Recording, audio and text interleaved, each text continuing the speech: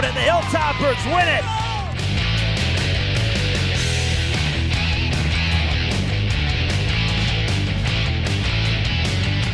Base hit, and your game winner.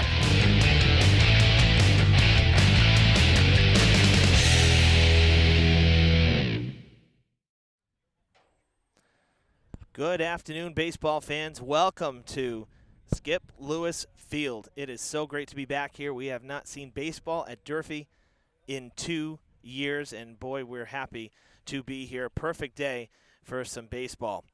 The Brockton Boxers in town to square off against the Durfee Hilltoppers. Brockton coming in at 1-3, Hilltoppers at 2-3. Their most recent game was a loss, and that was on Monday against West Bridgewater while we were covering softball. The boys here were on the road. The 2-3 record, it started with a loss. We'll recap the first 5 games. A loss against Middleborough. That was on the road. Then a road game at New Bedford was a win, 8-6. Came home, lost to BR 9-4.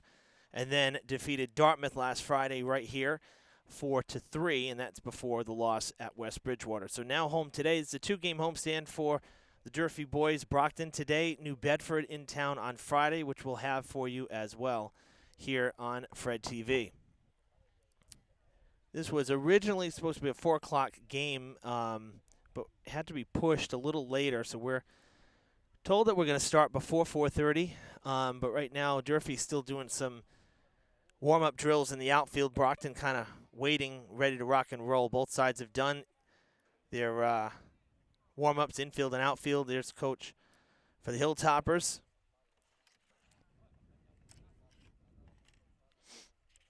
Brockton led by head coach Chris Brennan. And, of course, Durfee led by head coach Mike Martin. This is his first year leading the Hilltoppers. Was hired for last season, but last season didn't happen, as we all know. So the coaches will meet now with the home plate umpires.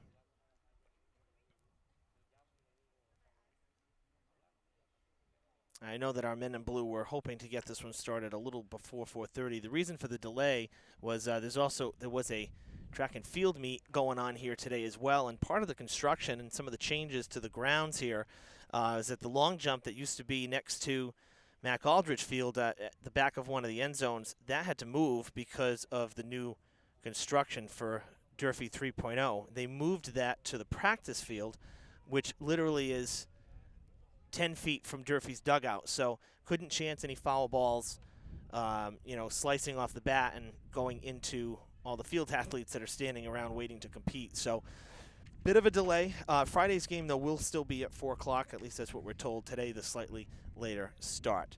Going to have the first pitch for you in just a couple moments. We'll be back right after this. Stay with us. Hello, I'm Robert Correa, principal of the Resiliency Preparatory Academy. And I'm Matt Damaris, principal of BMC Durfee High School. On behalf of all members of the Fall River Public Schools class of 2021, including Stone Therapeutic Day School, we are asking for the entire community to support a fundraising effort to honor our graduates this year. Due to the disruption of the COVID-19 pandemic, the class of 2021 has missed out on the ending of the junior year, as well as so many of the traditional events and milestones that happen during a typical senior year. Last year, our community opened their hearts to support the class of 2020 in a big way, and we were able to provide them with gifts and mementos to replace what they lost. Students received t-shirts, blankets, and gift cards to local restaurants. All of the funding we raised stayed in the community with local businesses. We are hoping to do the same for the class of 2021, but on a larger scale.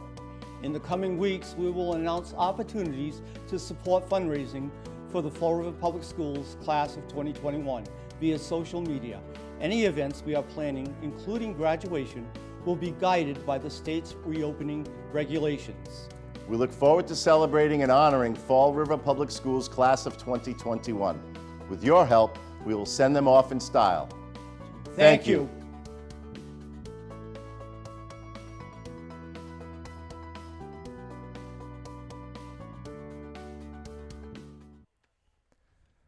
Welcome back, everybody, to Skip Lewis Field. The Hilltoppers have taken the field, and it is Joshua Martell getting the start for the Hilltoppers this afternoon, number 22 for Durfee, so he'll take his warm-up tosses. We'll run down the Boxers lineup for you right now. Leading it off, the second baseman, number 4, Nicholas Vega. Batting second, the DH, Sammy Balti. The pitcher, one of 2 captains for the Boxers, bats third. That's Christopher Carbonara. In left field, batting cleanup, Brady Ensko. At first base, batting fifth, Brady Witt. The third baseman bats sixth, Dominic Hopkins, followed by Brady Foreman, the right fielder, batting seventh. In the 8th spot, Brady Harkins, the shortstop, batting ninth, center fielder Jackson O'Brien, and there is a 10th batter in the lineup. That is the catcher Armani LaRusso. The other captain for the Boxers is number 7, Brady Harkins. You may have picked up in the lineup. I picked up on it, of course, when I'm writing out my card here. There are 4 players in the starting lineup named Brady for Brockton. It's not the most common name, but very interesting to see that 4 players with the same first name on the team. So this is an instance where last names are a must in terms of identifying players on the field. So last warm-up pitch coming here for Martell, and we will get underway.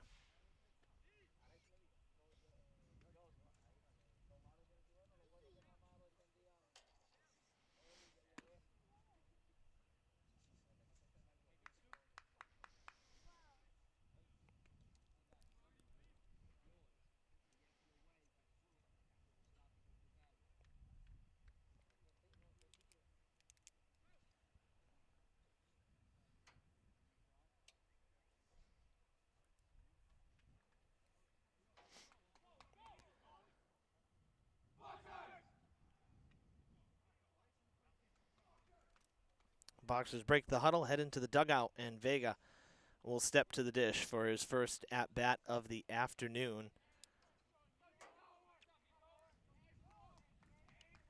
Coach Brennan heading to third, his assistant coach to first base. And I'm sure I speak for many. We all know how much trouble this field is when water gets on it. It's been nice to not have any rain for a while. The field is in great condition. First pitch from Martell is in there for a called strike one. We're underway here on this May 19th. 77 degrees here at first pitch. Not a cloud in the sky.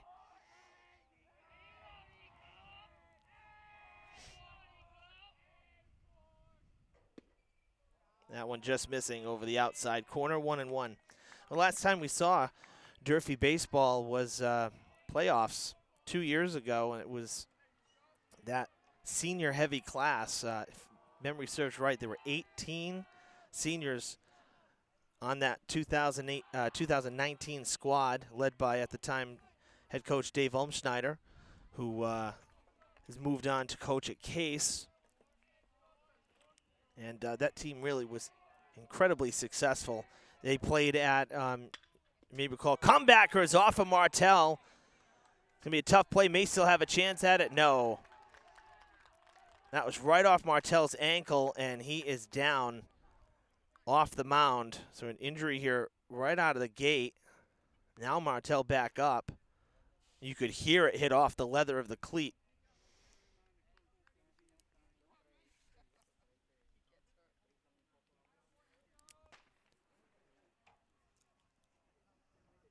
And our trainer, Kelly Mahoney, coming out as well on the left side of your screen to check on Martell. Head coach Martin ran out there very quickly as well, so probably going to take a couple warm-up tosses, make sure he's okay.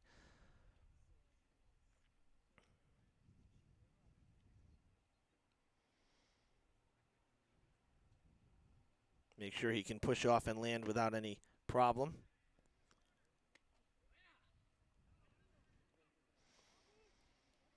So a stinger back to the mound is an infield single for Vega. Boxers with the leadoff man on.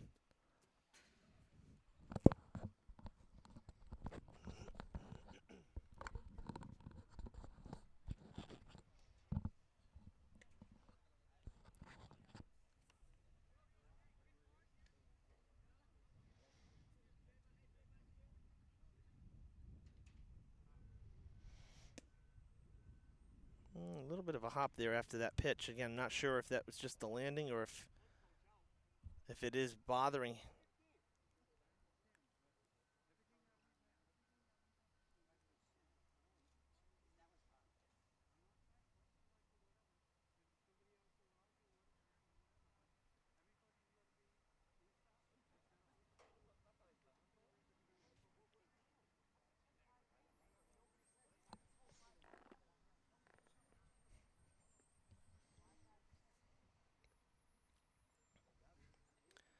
Coach Martin talking with the home plate umpire. I think it was a question about how many warm-up pitches after an injury timeout. I heard numbers being thrown out there. Well, Martell back to toe the rubber. Seems like no worse for wear.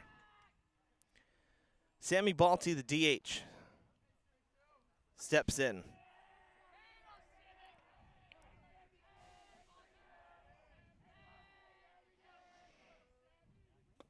That one down and in.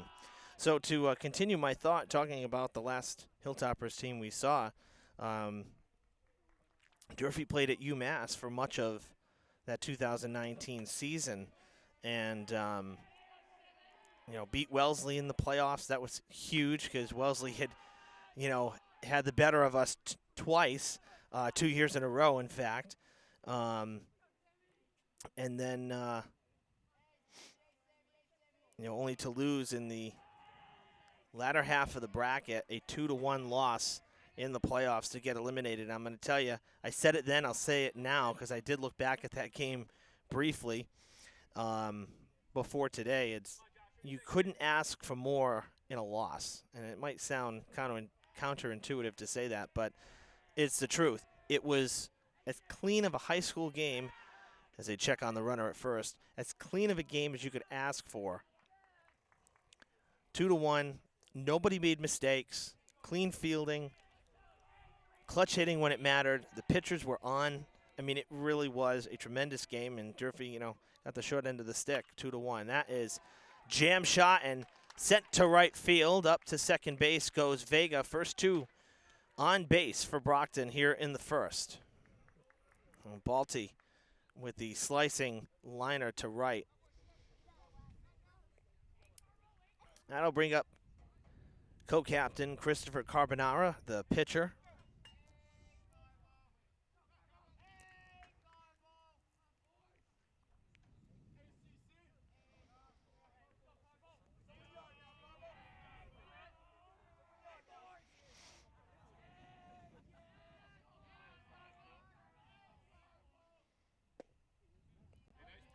First pitch in there for strike one on Carbonara.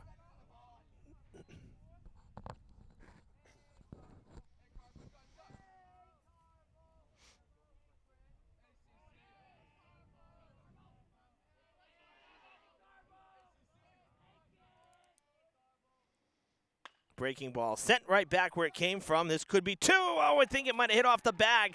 Coming in to score will be Vega with the game's first run. That tough luck play right there. It looked like it might have hit the bag. Would have been a chance for two, but instead it ends up being a run.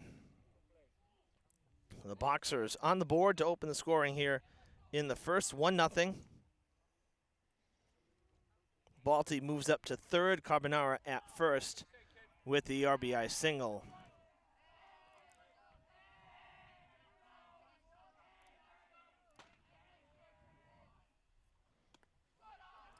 That gets away, a pass ball, it'll be run number two. Both runners move up 90 feet.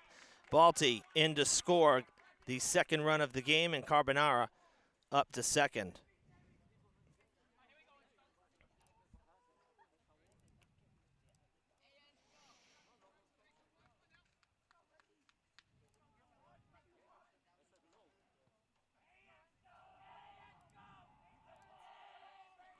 So cleanup hitter Brady Ensko at the dish. Still nobody out here in the top of the first. Hilltoppers have not recorded an out yet.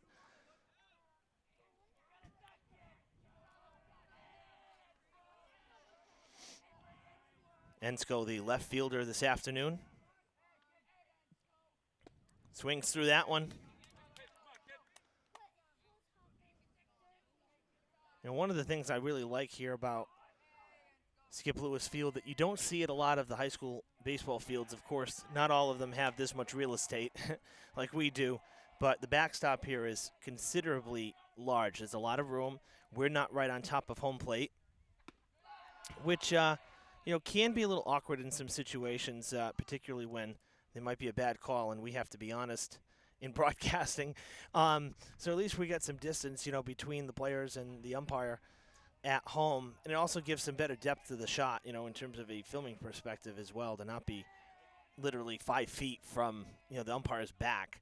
That's upstairs. Kind of a tomahawk swing right into the glove at third. Looks the runner back, throw across the diamond, and then taking off for third is Carbonara, but the Hilltoppers do get the first out, 5-3.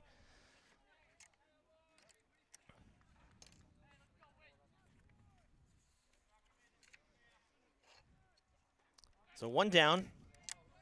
Brady Witt stepping in, and at third base, 90 feet away with the third potential run is Carbonara.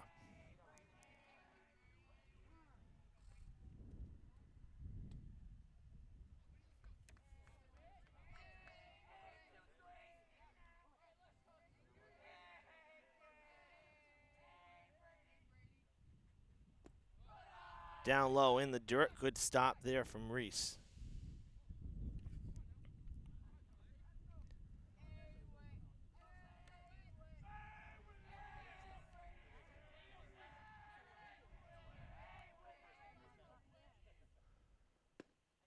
Swinging through it for the strike.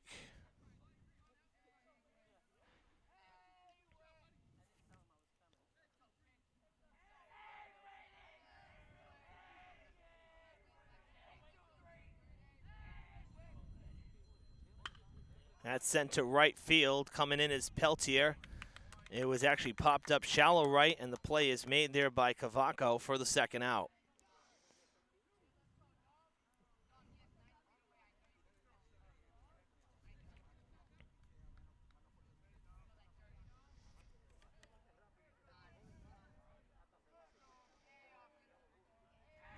And with that second out, we'll look at the rest of the Hilltoppers defense in the infield. First pitch strike to Dominic Hopkins. In the infield at third is Lopes, at short Espinal, Cavaco at second, and Sylvia at first. In the outfield left to right, Montilla, Boria, and Peltier. Reese doing the catching for Martel. Breaking ball upstairs, high and tight for ball one. 1-1 the count.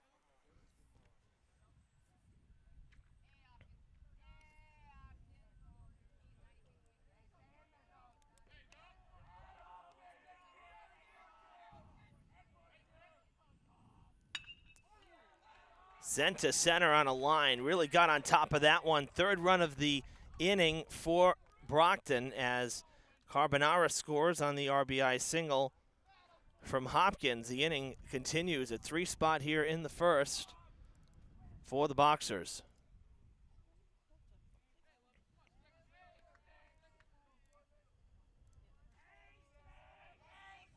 That'll bring up Brady Foreman, the number 7 batter. First pitch swinging, and that is fouled back. And might have landed in the construction zone. That one might not be coming back.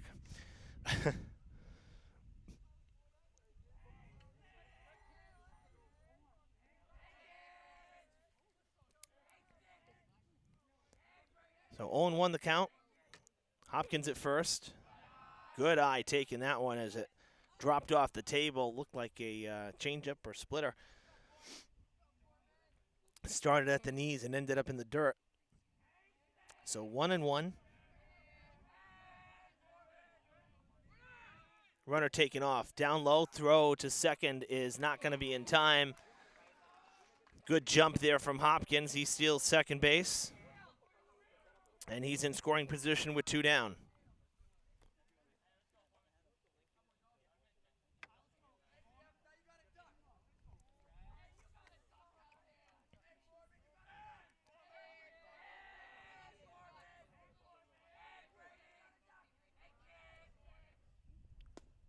That one missing as well. Runs the count to 3-1. Number 8 batter, Brady Harkins, on deck if we get that far. Now Martell would like to take care of business here with Foreman, limit the damage any further. That's a strike. Count is full, 3-2.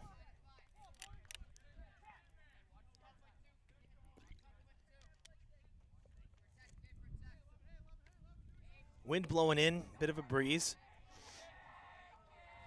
Martell to the set. Payoff pitch to Foreman. Strike 3 called, and that'll end the first. Tough first inning for Durfee. 3 runs on the board for Brockton. And Hilltoppers will play from behind here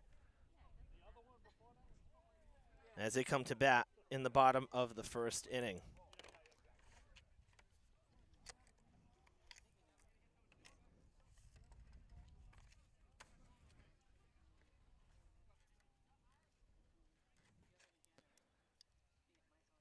As the boxers come out to the field and warm up behind pitcher Chris Carbonara. Take a look at Durfee's starting 9. It's Joshua Boria leading it off in center. Jaden Espinal, the shortstop. Batting third, Matthew Sylvia at first, followed by Ryan Bullier-Lopes at third, batting cleanup. Number 5 batters, right fielder Caden Peltier. The pitcher, Joshua Martell, bats 6th, followed by Sebastian Reese, catching and batting 7th. In the 8th spot, Jacob Cavaco at 2nd, and rounding things out in the number 9 hole is Alexis Montilla in left field.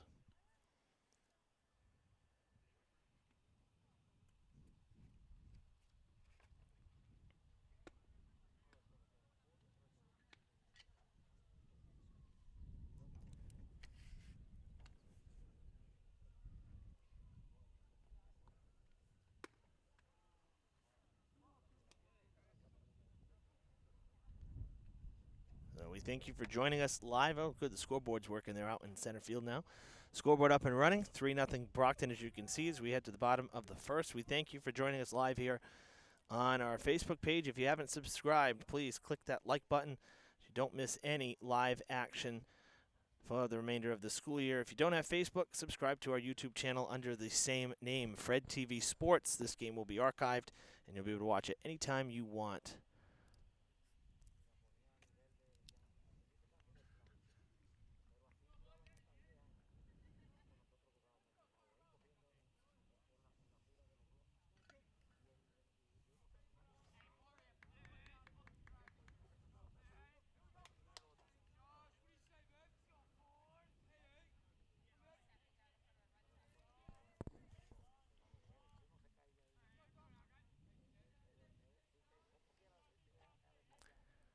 Joshua Boria steps in. The Hilltoppers offense look to get going here for the first time today. First at-bats of the afternoon. And it's strike 1 for Carbonara as we're underway in the bottom of the first.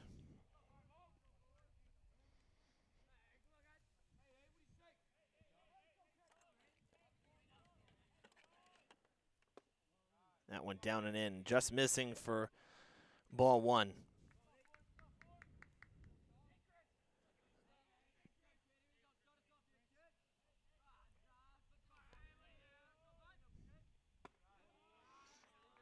Upstairs, 2-1.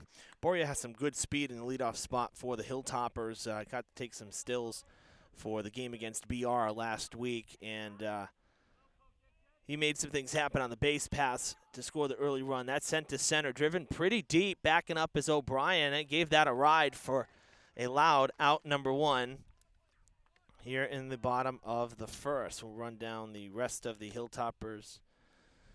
The Brockton defense here. In the infield, it's Hopkins at third, Harkins at short, Vega at second, and at first is Witt. In the outfield, Ensko, O'Brien, and Foreman left to right. LoRusso catching Carbonara. And it's strike 1 to the number 2 batter, Jaden Espinal, who steps in for the first time.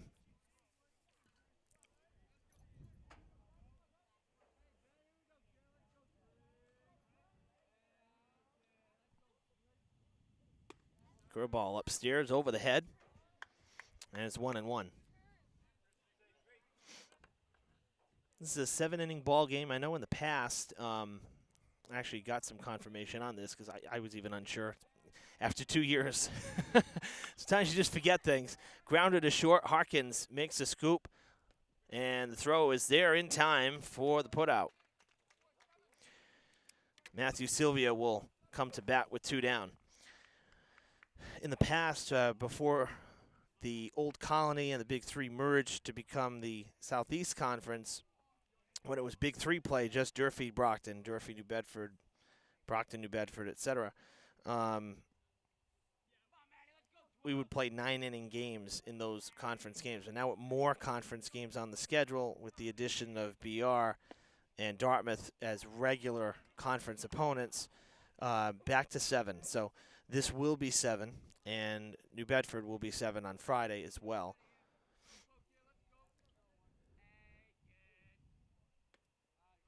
That's a great off-speed pitch there. Looked to be a change-up there that was diving down and away. Good movement on it as well. And it's quickly 0-2 on Sylvia as Carbonara looks for a 1-2-3 first here after getting 3 runs to work with in the top of the first from his offense.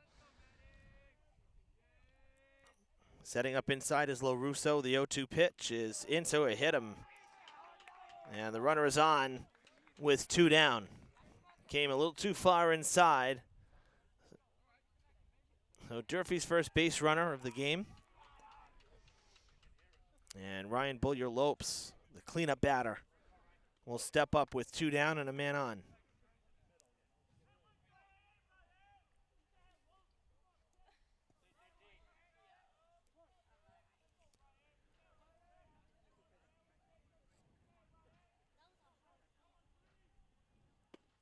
In there for strike 1.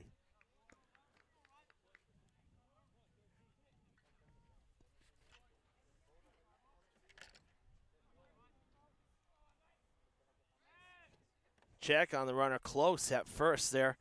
Diving back to the bag was Sylvia.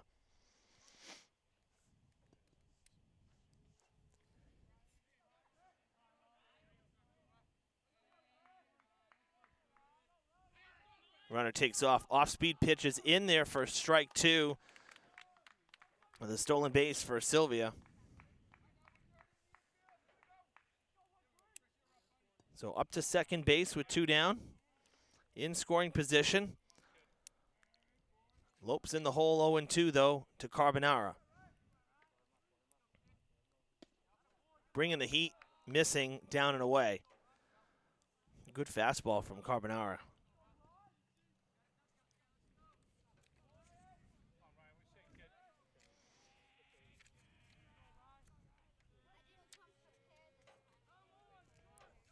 One-two pitch, he steps off.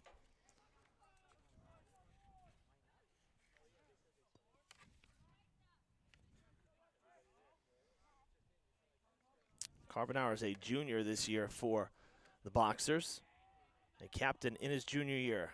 Curveball upstairs, missing. It's 2-2. So Lopes working it back even.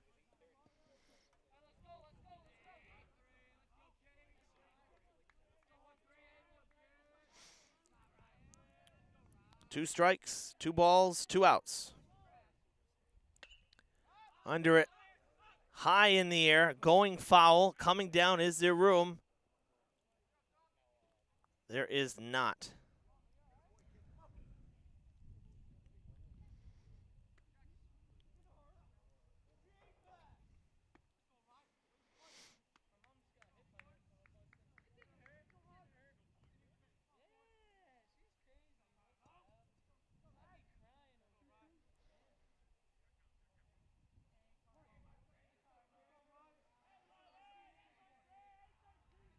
Carbonara with the sign. We'll do it again. 2-2 pitch. Upstairs, it's 3-2. Great at bat from Lopes here with 2 down. Peltier on deck if we get that far. Walk would be good. Base hit would be even better. Payoff pitch.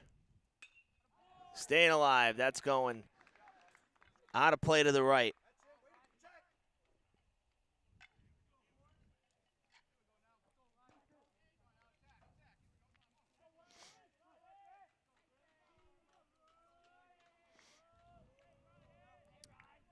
Three-two pitch again from Carbonara. Down low, goes at it, chopper to short, and it's under the glove of Harkins. Around from second is Sylvia, and the Hilltoppers are on the board here in the first. They get one back. It's 3-1. That's going to go as an error, I would think, because Harkins got the glove on it and then couldn't make the play. Would have been tough play at first, but still went for it.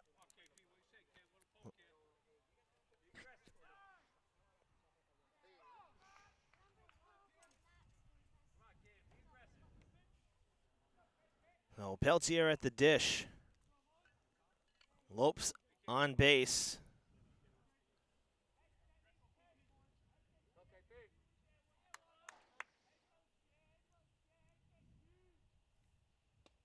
That one drops in for strike one.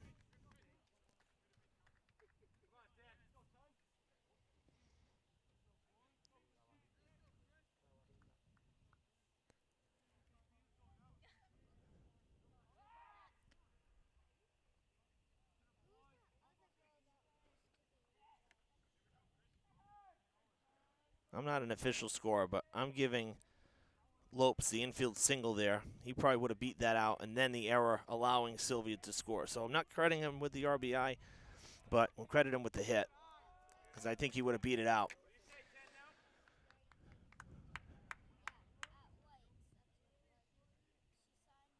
1-1 the count. That one missing upstairs to Peltier.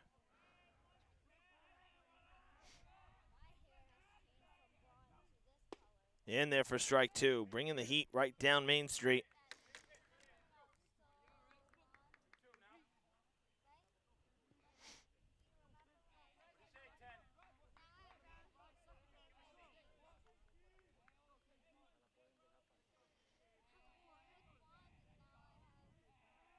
Asking for time, but not getting it.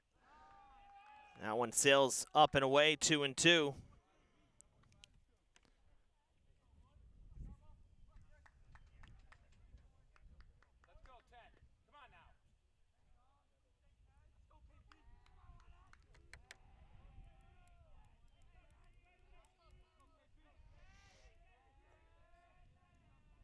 Two-two pitch.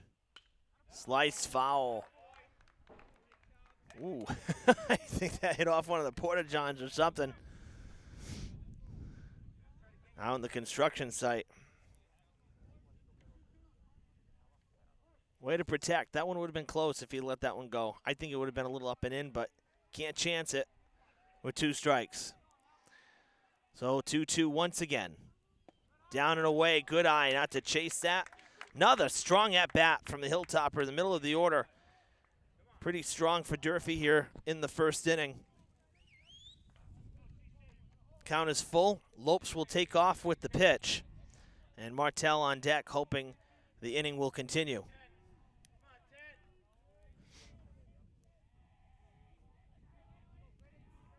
Three-two pitch.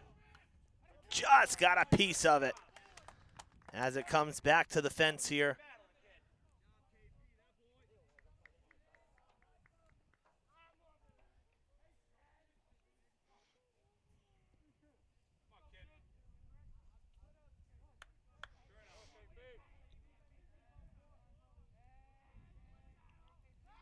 Check on the runner, back to the bag is Lopes.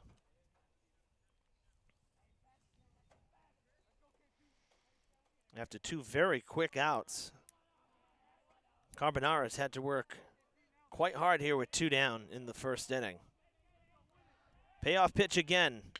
Chopper up the middle, scoots off the mound, and having to throw to first and just getting it there in time is Harkins for the final out of the first. But Hilltoppers get on the board. It is 3-1 after one.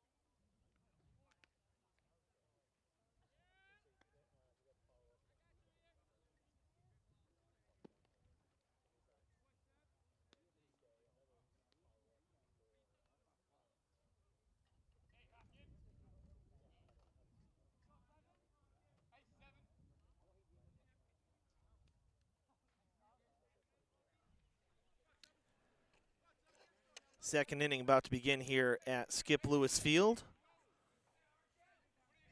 3-1 score, 4 runs combined between the two sides in that first inning. That lasted almost a half an hour. See if both pitchers can start to settle in here in inning number 2. Brady Harkins, the shortstop, one of 2 captains for Brockton, leading it off here in the second inning.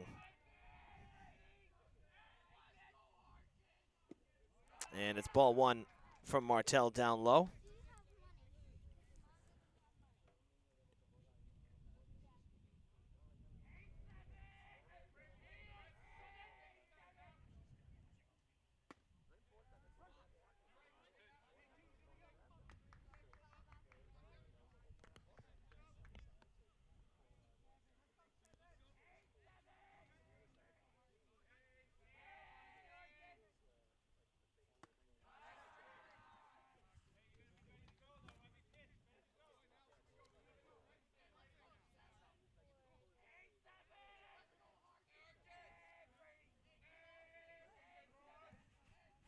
Two and one, the count.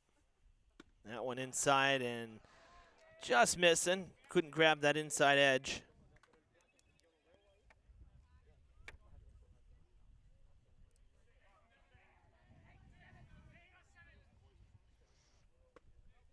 That one in there for a called second strike upstairs, right at the top of the zone. Full count.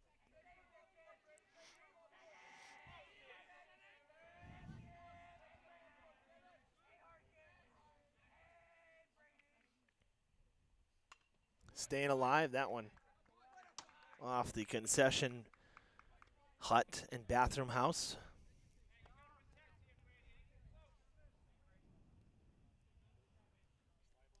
Decent number of fans on hand here at Skip Lewis Field. I count about maybe 30 between both sides. That one up and in. Martell frustrated that he lost him there. So a leadoff walk for the Boxers, who have a man on to start the second.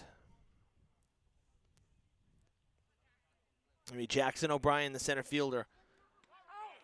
And got him at first. Picked him off as quickly as he got there. One down.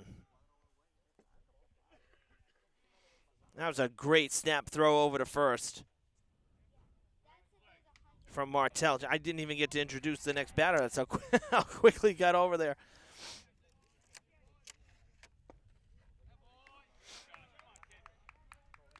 So it took an extra throw, but the leadoff man retired. O'Brien now down in the count 0-1 as Martell stays in the windup. Curveball upstairs, 1-1.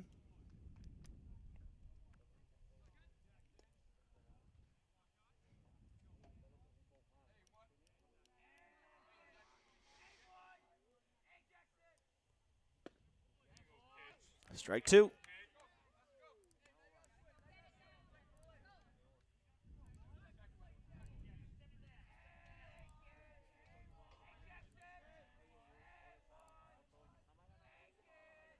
One-two pitch is swung on and missed. Went upstairs, and O'Brien chased it for out number 2. Second strikeout of the day for Martell. And it's back to the top of the order. So LaRusso was on the lineup, but they'll only be batting the 9. So LaRusso not batting, back to the top with Nicholas Vega, who started it off with an infield single. He'll look at strike 1.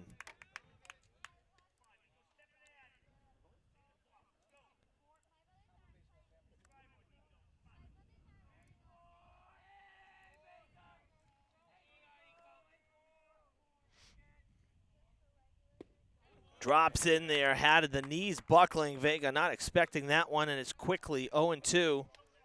Martell looking for a 1-2-3 inning here in the second. Hoping to end it right here. 0-2 pitch, up and away, not chasing.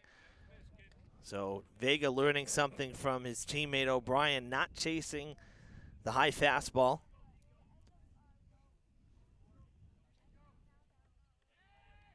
So the count at 1-2.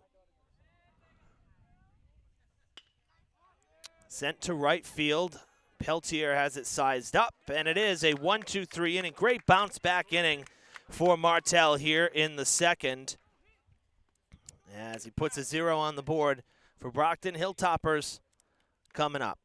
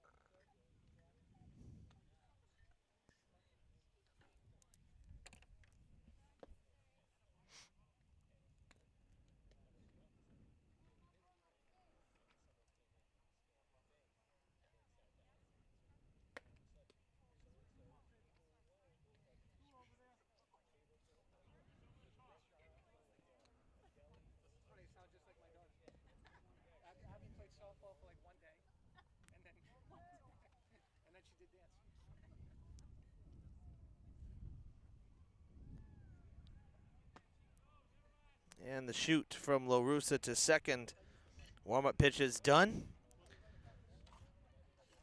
And it'll be pitcher versus pitcher here in the bottom of the second to get it started, as Martell will lead it off. 6, 7, and 8 in the Hilltoppers batting order against Carbonara.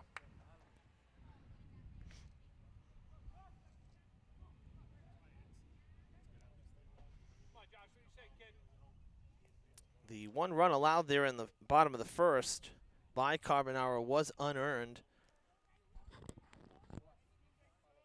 So from a statistical standpoint, his earned run average not going to take a hit.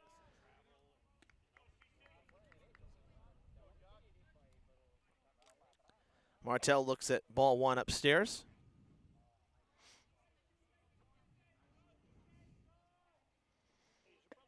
Strike 2 over the outside. Excuse me, strike 1. 1-1 the count.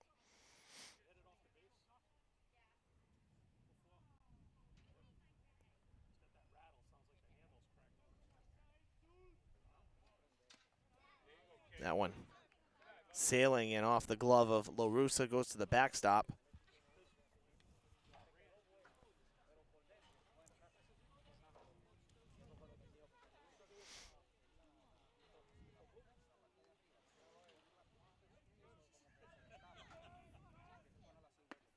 That one missing just upstairs, and it's 3-1.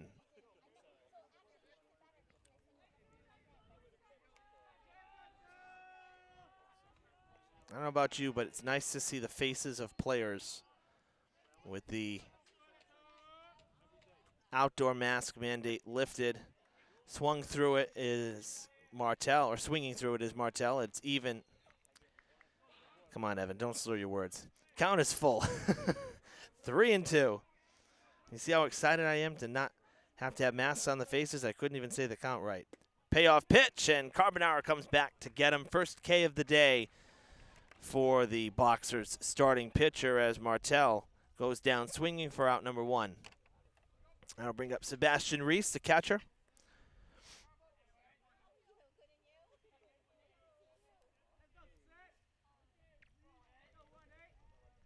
First at bat of the day for Reese. Stepping in with 1 down, nobody on.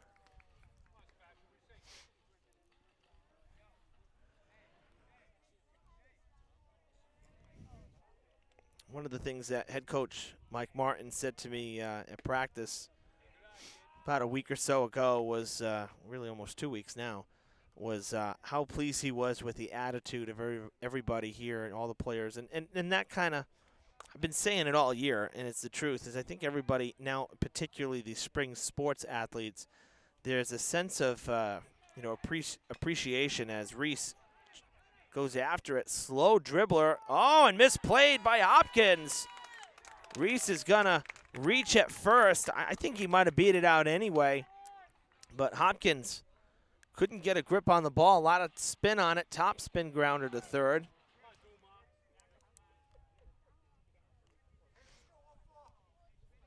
So Reese is on with the infield hit.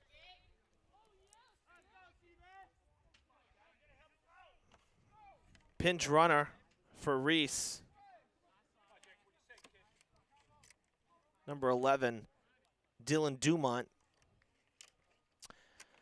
to finish my thought here was that, you know, especially for the spring sports athletes who lost their season last year, there really is a sense of, you know, gratefulness and appreciation. And I know I've said it during softball, I said it during boys volleyball, but it's the truth.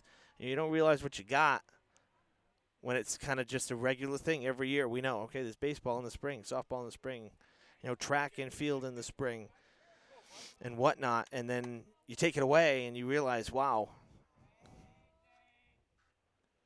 look what we're missing out on. So in particular, all year long, the attitudes have been great on every team. But for spring, there's definitely that sense of, you know, appreciation that, hey, we're getting to play this year. We lost a year, but we're back. Check on the runner, close at first, but back there safely is Dumont.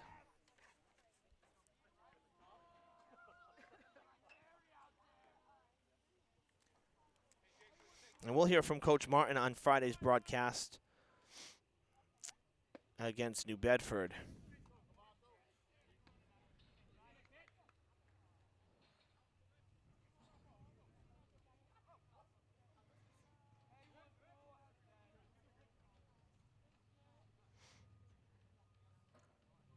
One ball, one strike, one out, one on. Taken off, Dumont, great jump. The throw nowhere near in time. Dumont showing the speed, and he gets into scoring position here with one out. And Cavaco took strike two there. But a base hit with Dumont's speed should bring in the second run for Durfee. Got to protect with two down. 1-2 pitch, or with two strikes, I should say. That one upstairs and missing, 2-2. Close pitch to take.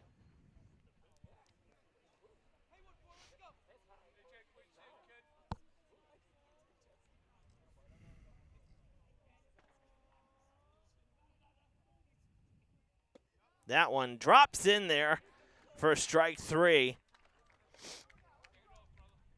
Second strikeout of the day, end of the inning for Carbonara. Two down.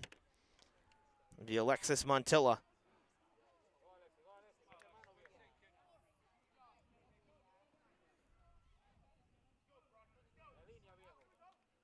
Clutch spot here for Montilla. With two down, the man at second. Upstairs for ball one. That's a great curveball to sit down Cavaco. You know, and from back here, we're sitting at ground level. It looks a little low where it's caught, but you got to remember it's where it crosses the plate. And often the catcher's at least, 5 feet behind the front of home plate. So sometimes can look a little deceiving if you're just going from where it's caught, especially on a breaking ball that's dropping out of the zone. So that was a good pitch from Carbonara. I guess you could say I concur with the umpire. 1-1. Make it 2-1. That one missing inside.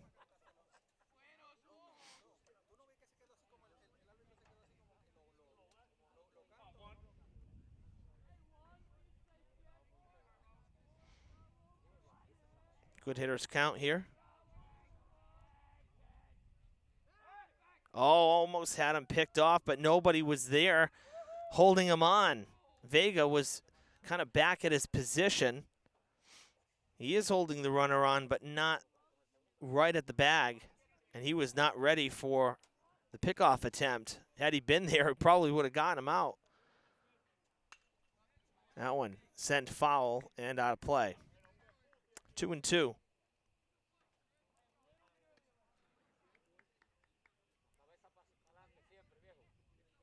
It's definitely Vega's job right now to hold the runner, of course, because with the righty in the dish, you play him to pull, so you keep shortstop at his position.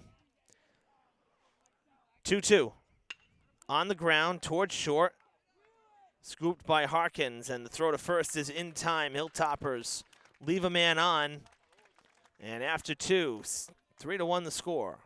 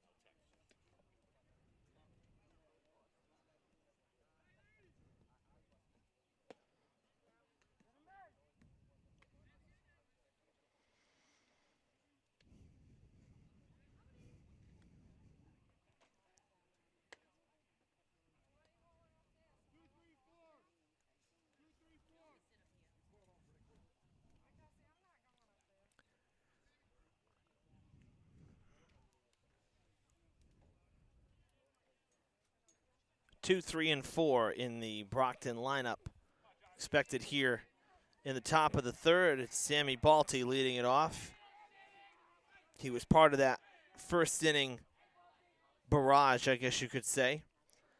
The first 3 runners reaching, or batters reaching and scoring for Brockton in the first. Balti, the DH, takes ball 1. Singled to right and came around to score. In that first inning, he scored run number 2 for Brockton.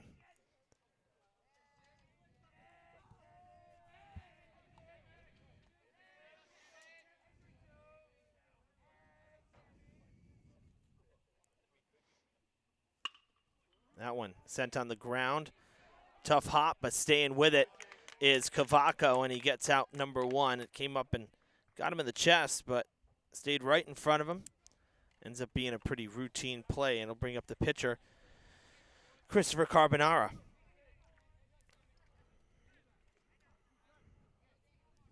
He reached and scored in the first as well. His was the infield single that appeared to bounce, at least from my vantage point, appeared to hit the bag at second and then bounce away, which is what allowed the run to come in.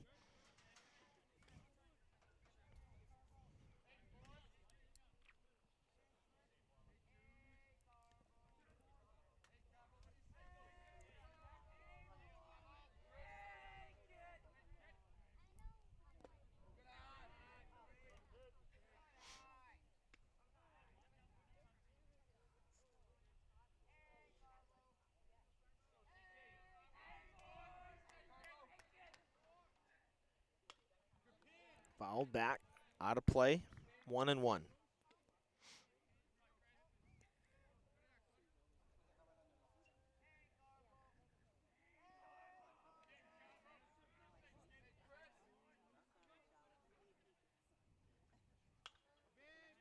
That one fouled off as well.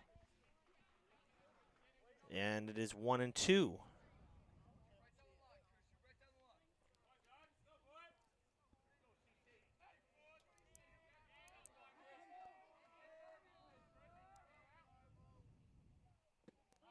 That one just missing as Martell wanted it. Little off the plate. Evens up at 2-2.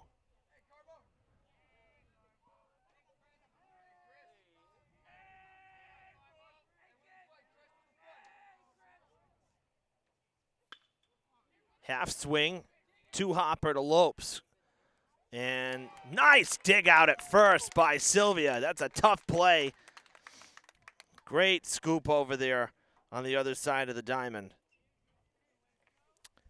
6 in a row retired by Martell, 2 down, and Ensko will step in.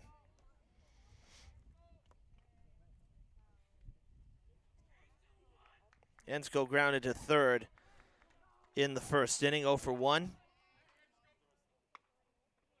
Slices that one foul, got jammed.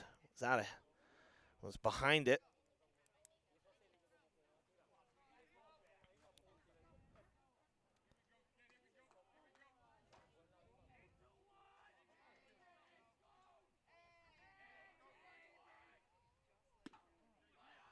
That one missing the outside corner, 1-1.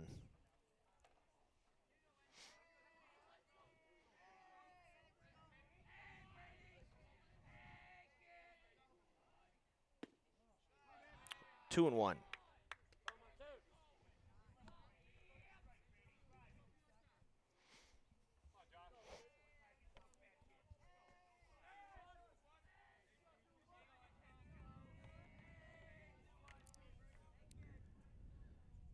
Slow breaking ball, grabbing the inside corner for strike 2.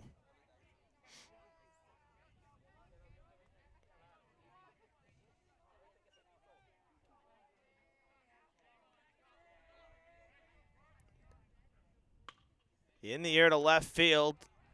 Montilla ranging over, and that's in for a hit. Wide turn at first for Ensko. He'll hang there after the liner to left field prolongs the inning.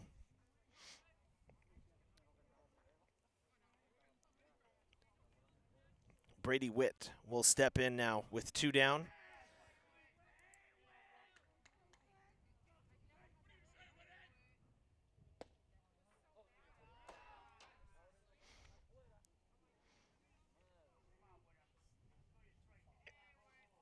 I should correct myself. I said that after Carbonara grounded out that Martel had retired 6 in a row. It was actually 5 of 6, but there was the walk with the pickoff, so had faced the minimum. Throw down to second, and the throw will be in time. They got him to end the inning. Reese with the shoot to second base, and Ensko erased on the caught stealing to end the top of the third. 3-1, the score.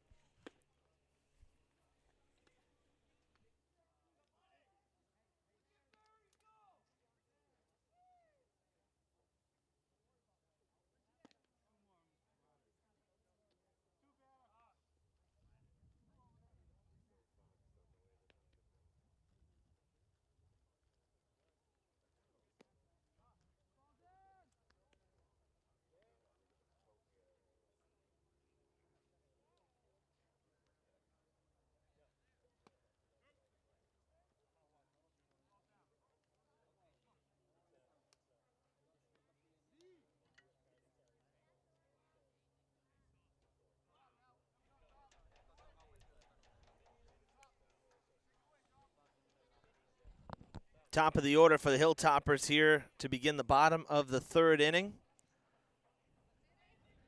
And it'll be Boria leading it off.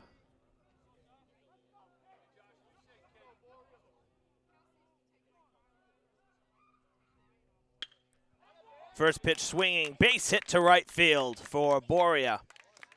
Leadoff man on.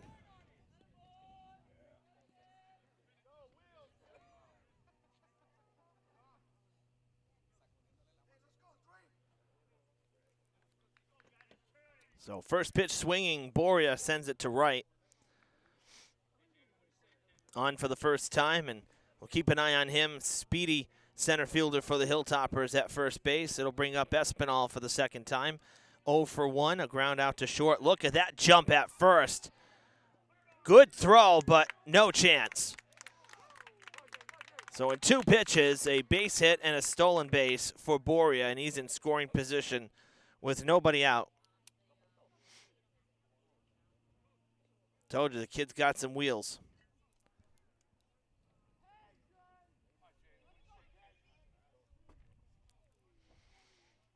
Espinal sitting on an 0-1, showing bunt, pulls it back, and that one is upstairs for ball one.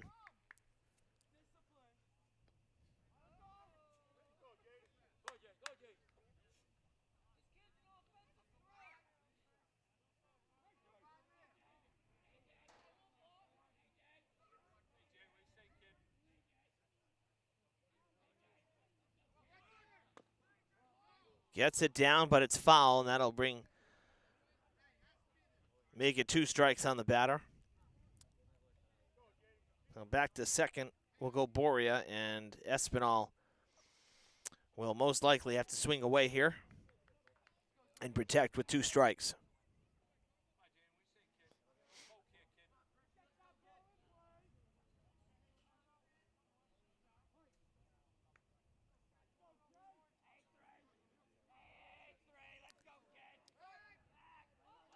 Another pickoff attempt from Carbonara, but nobody there to help him out. Not that effective for the runner when there's nobody there to hold him on. 1-2, fouled back. That's going off the roof. A 2-hopper and into the construction zone. I think that's going to be like a half dozen already that have gone into the work zone. There's a good cut there from Espinal. 1-2 pitch again. That's going to go behind him and already taken off. Boria coming home, and I think they're calling a hit batter. It did. See, I thought it did originally, and it appears that it hit the back of Boria, so therefore dead ball. And of Espinal, and Boria will have to go back to second base. Can't even take third. So the hit batter and the first 2 are on base for Durfee here in the third. Matt Sylvia will step in, scoring. He got hit in the first and scored the lone run for Durfee.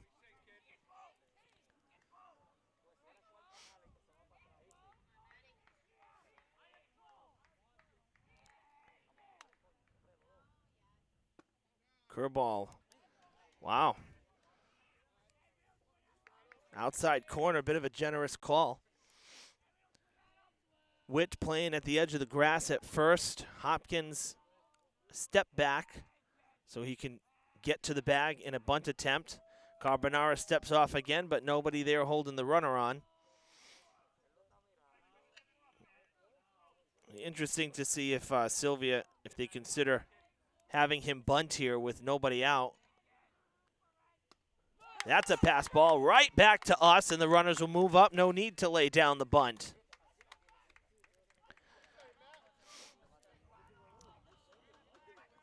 Makes it 1-1 on the errant pitch there.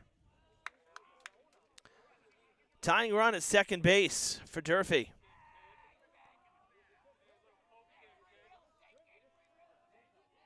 Corner's still playing in for the Boxers. Middle infielder's back. That's down and in. Nice job by LaRusso that time to smother it. 2-1.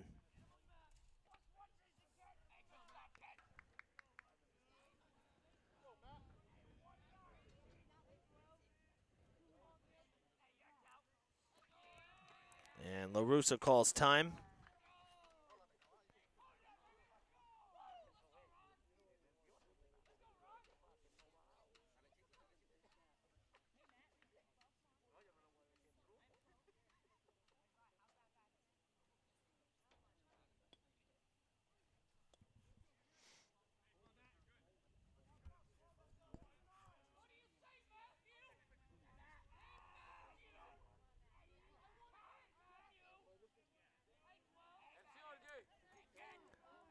Timeout granted to the batter this time.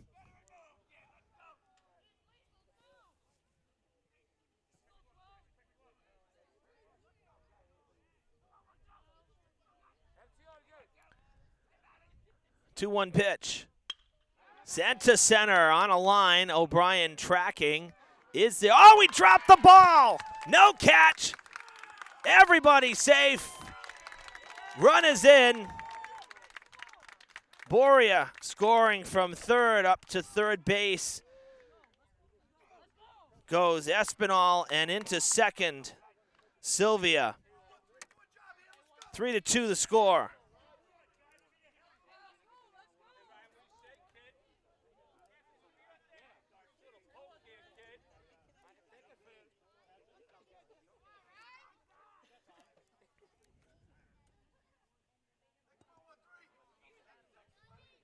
Ryan Lopes had a great at-bat in the first, reached on an infield single. Go ahead, tying run 90 feet away. Go ahead, run at second.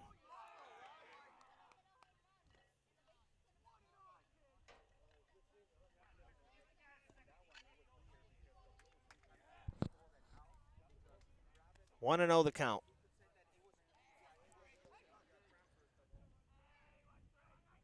Upstairs, 2-0.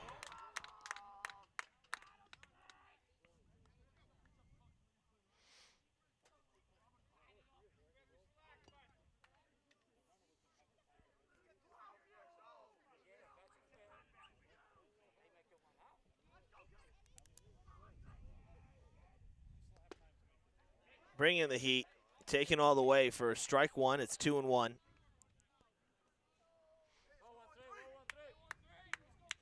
Witt is still playing in at first base. Got a piece of it. That one sliced and just getting over the backstop. 2-2.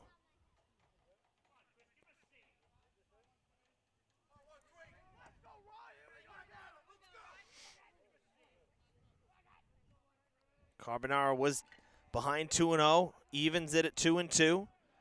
On Lopes, that one upstairs and missing for ball 3, full count. Another good at bat for Lopes.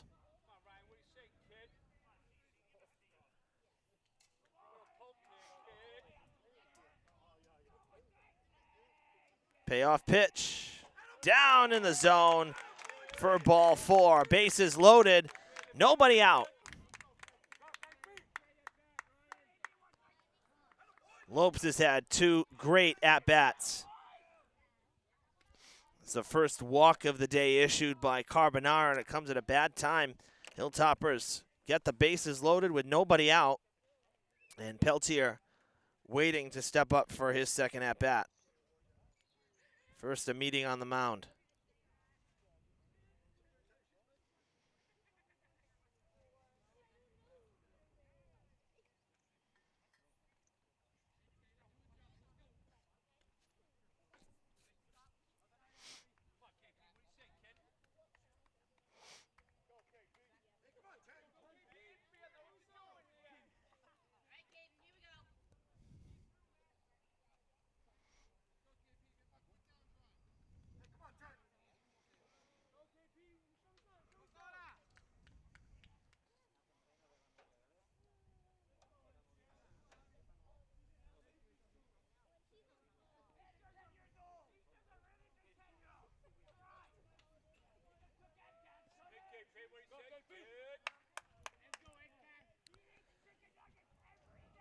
Peltier 0 for 1, a ground out to short.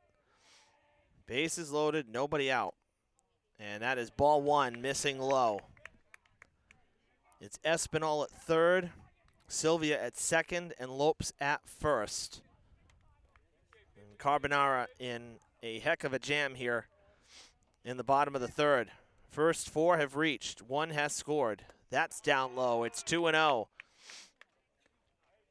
Now, if I'm Peltier, that bat stays on my shoulders until I see a strike.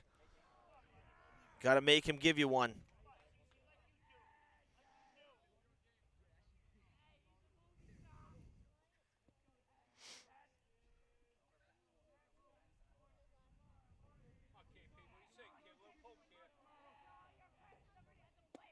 Taken all the way, it's 3-0.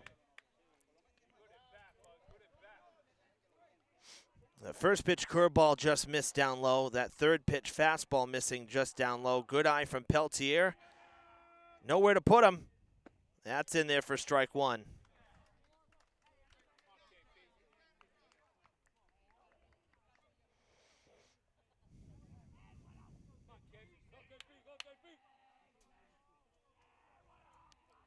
3-1 pitch. That's over as well for strike two. Carbonara battling back to make it full 3-2.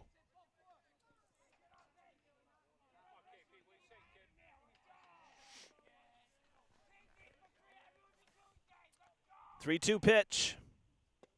And flailing at it is Peltier. He's down for out number one. It's the third strikeout for Carbonara. That's a huge first out. That'll bring up Martel. Martel was the first strikeout victim for Carbonara, came last inning. So bases loaded, one out. That one missing. In the dirt once again. A lot of times when you see a fastball like that down and in the dirt, almost get the sense of overthrowing. And in a pressure situation here, you tend to see that.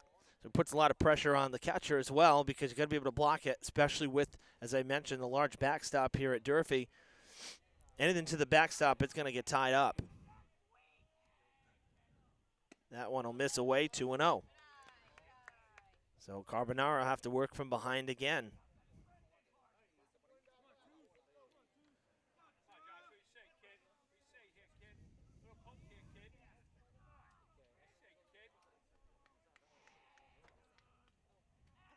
Well, we just lost the scoreboard in center. There's a strike. 2-1.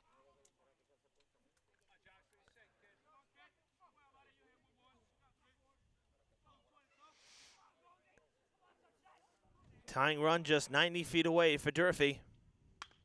Chopper to short. Gonna be a tough play. Safe at second, an infield single. Tie game.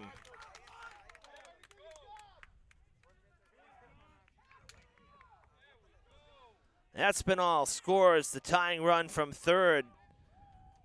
Sylvia goes to third. Safe at second is Lopes, and reaching is Martel. That was a very slow to develop play. Bring up Reese. Reese takes ball one.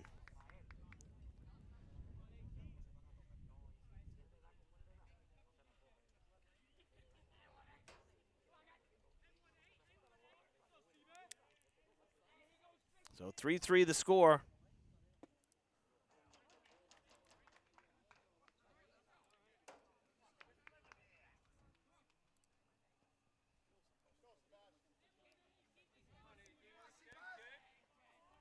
Still just the one out.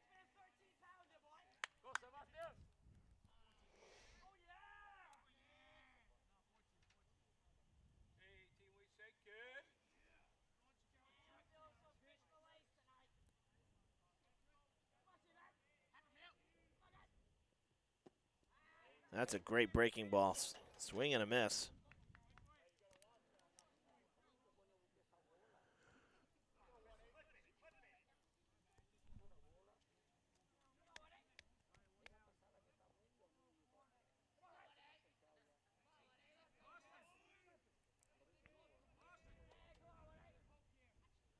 Upstairs, that is sent deep to center. O'Brien having to back up on it. Makes the catch. Tagging it third, late to tag. But then making it home is Sylvia. He took off, had to backtrack, but he was able to tag and still make it home.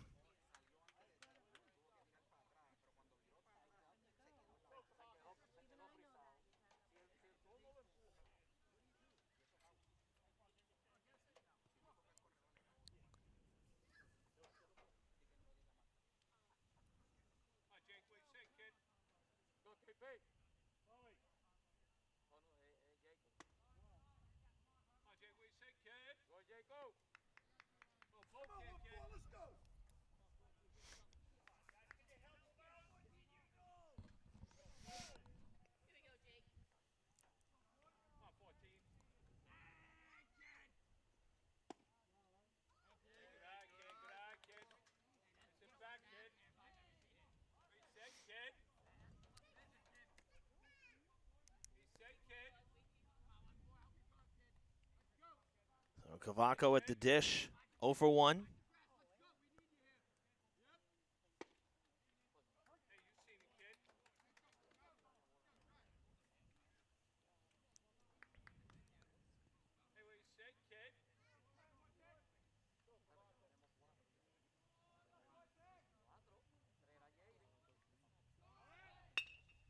Right back to the mound.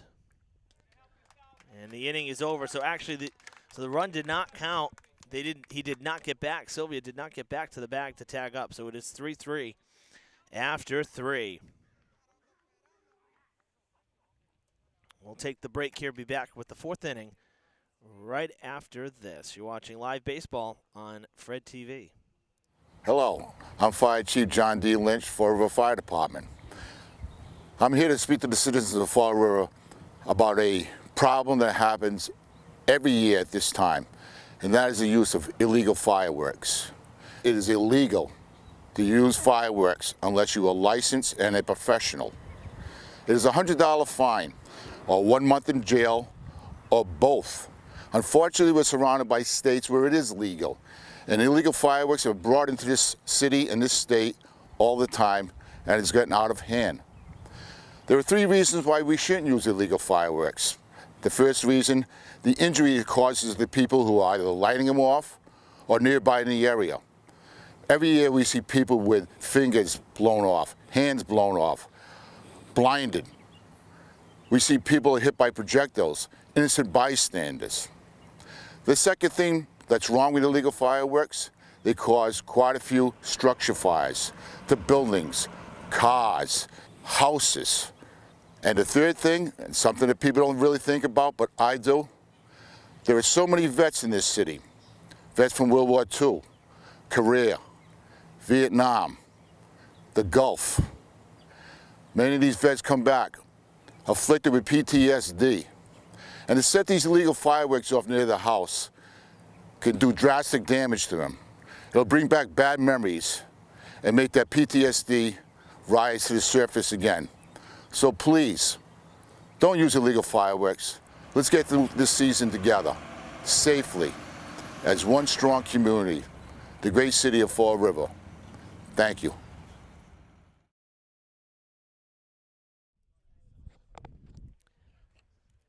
Back here at Skip Lewis Field, Martell back on the hill. I do have a correction. That 4th run did count for Durfee, and they lead it 4-3 after 3. So Sylvia did get back just in time, despite the throw going to 3rd. They did appeal it, but he did tag, and he did score after the sacrifice fly from Reese. So it's a sack, an RBI, and that was the go-ahead. So we move to the 4th inning, and first pitch swinging, a chopper to the left side, and unable to make the play is Lopes. He does fire to first, but it is too late. So 4-3 Hilltoppers to begin the top of the 4th, and Brady Witt, first pitch swinging, is on after the bobble there from Lopes.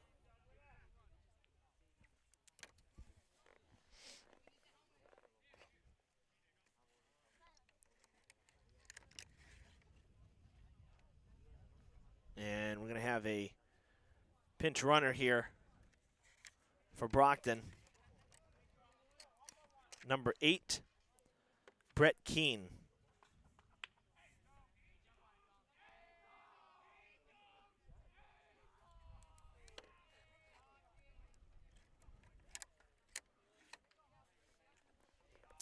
And Dominic Hopkins will step in. 1 for 1 with a single and a stolen base, was left at second in the first.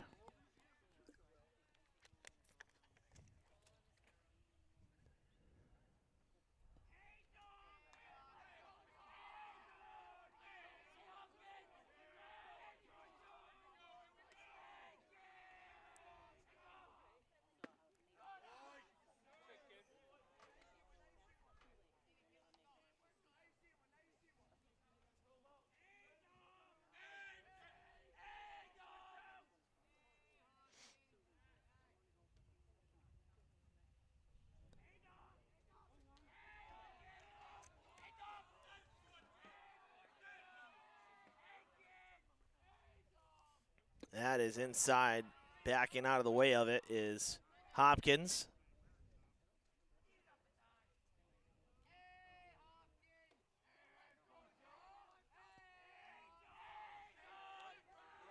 Check on the runner.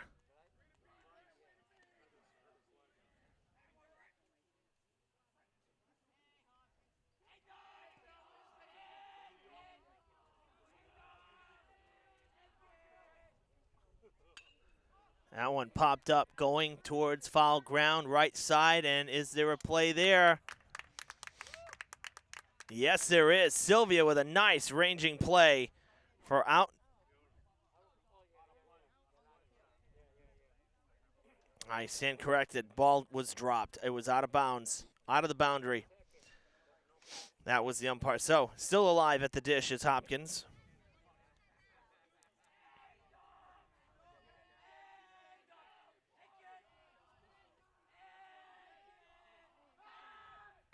Check on the runner again.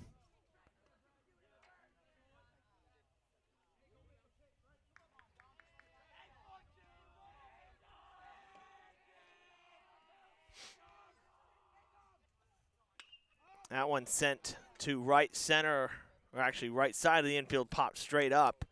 And this time, Sylvia makes the play. Took a couple extra pitches, but he able to make the catch on the pop-up. One down. Brady Foreman will step in. He struck out to end the first, one of just 2 Ks for Martell this afternoon, and takes strike over the inside corner.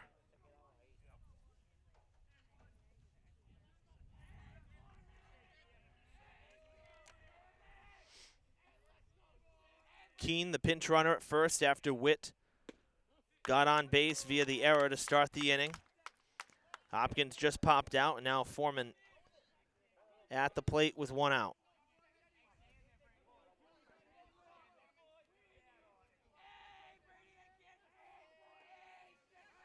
Another check on the runner. That one a closer pickoff play. You know, and having the lefty first baseman helps as well, because catching with your right hand, which is the runner side of home plate of first base rather. That one down low for a ball. Already 1 pickoff this afternoon for Martell.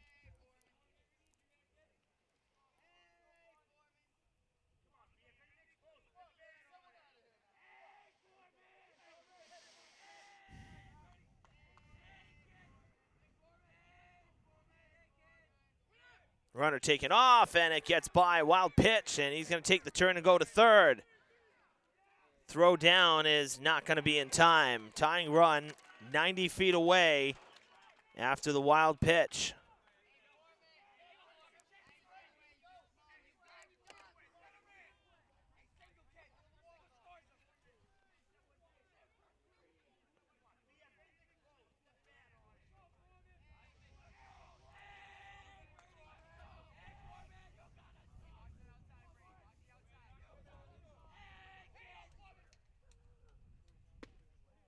That one missing.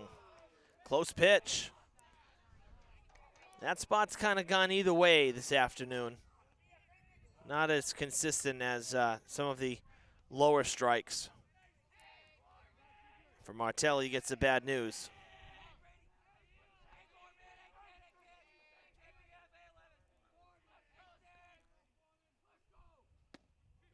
Strike 3 called over the inside. That was rather tight on the batter. Perhaps a makeup call for the last one that missed. Foreman down on strikes for the second time today. This one a called third strike, and it is the third strikeout for Martell. 2 down.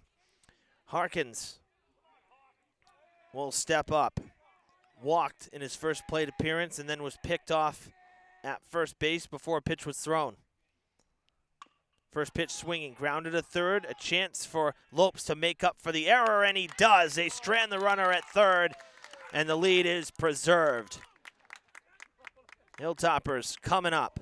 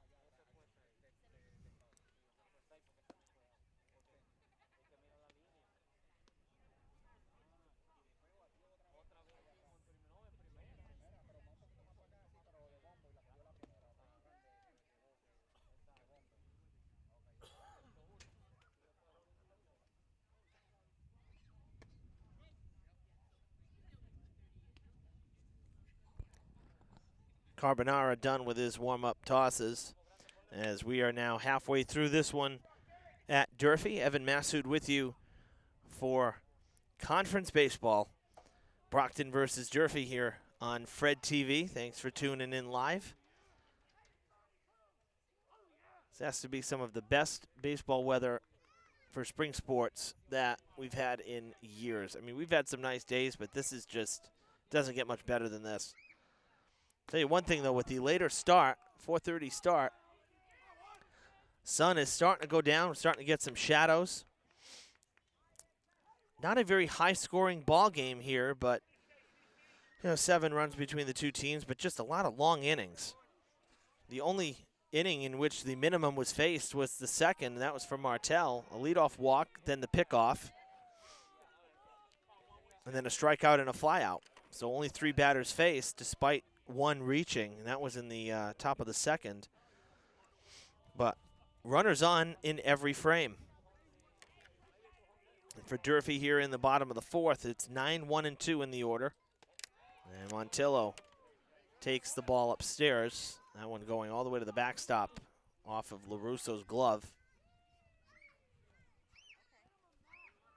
But this game, almost an hour and a half old, an hour and 20 we're coming up on. And we're still in the 4th. That's a strike.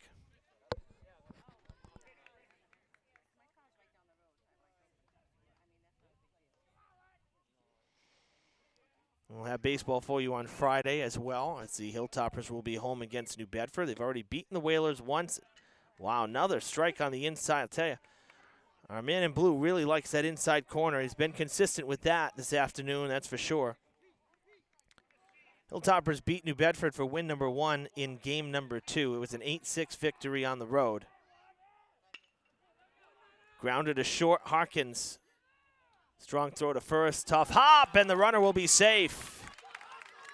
Witt unable to scoop it on the bad throw.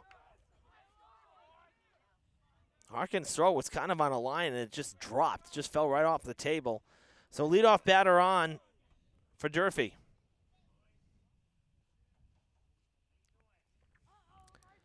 And on Friday, I have a real treat for you. I was trying to get him for a game last year, and then, of course, we didn't have the season, but a big baseball fan, Red Sox fan, and someone who is no stranger to local television here on the South Coast, particularly for Fall River. After years at cable news, Jim Phillips will be joining me on Friday for the broadcast. Really looking forward to that and having Jim here for the call. So we hope you'll tune in, as of course with New Bedford in town, always a fun game and a chance for a pickoff, and just getting back. That was close, almost a sweep tag there from Witt, as Montilla did not slide. He just kind of jogged back in. Boria at the dish. He's 1 for 2 with a base hit, stolen base, and a run scored. Safe back to the bag once again on the pickoff.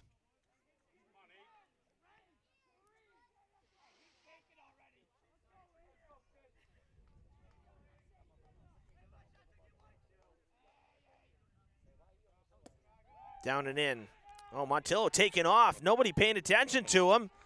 Didn't get a great jump, but he is into second with a stolen base. So in scoring position with nobody out, much like how the 3rd inning started for Durfee.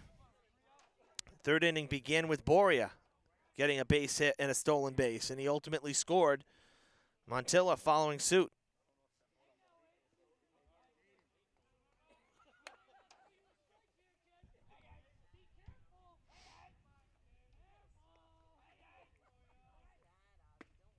That went in there for a strike.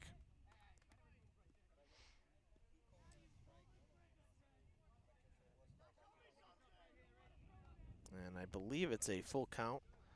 I haven't lost count here. That one upstairs, ball 4. And Boria on for the 2nd time in as many at-bats. So good speed at first. That'll bring up Espinal. Now, I said on Monday's softball broadcast, that, don't think we have forgotten about boys volleyball. No, no, no. It's still there. Don't you worry. Just the way that the schedule has worked out this season, there's been a couple of, I guess you could say, scheduling conflicts where there's volleyball happening while there's baseball. So we have those on there but if there is bad weather, then you have volleyball as the backup. But a lot of these games are non-conference games, as we have a pitching change here. It's number 42, Dominic Hopkins, to the mound here with nobody out and 2 on in the 4th. So Hopkins taking over for Carbonara, goes 3+, 4 runs allowed, and responsible for the runners on base. But to finish the thought, there is, at the very least, we have 3 volleyball matches as the end of the season, basically. June 7th, June 11th, and June 15th, 3 straight, while everybody else is done, barring any rainouts. So we're going to take care of the baseball and softball games that are conference games while we can. And, if there's any rainouts, like, for example, next Monday the 24th, there's softball. If it rains, then we'll have volleyball. And the same for Tuesday, June 1st. There's softball against Brockton conference. If it rains, though, we'll have volleyball. So those are some backups, but the bulk of the volleyball will be coming later in the season unless weather is a problem. So, however, we did get some bonus coverage from New Bedford Cable. They covered Monday's match in New Bedford, Durfee versus the Whalers, and that has just been uploaded to YouTube and is running on Fred TV, or will be running by tomorrow. So some bonus coverage courtesy of our friends out in New Bedford. So pitching change.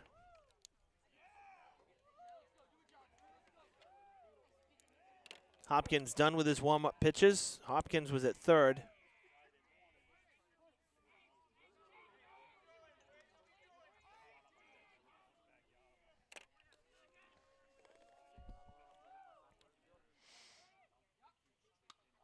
Bunt popped up, coming back, and out of play.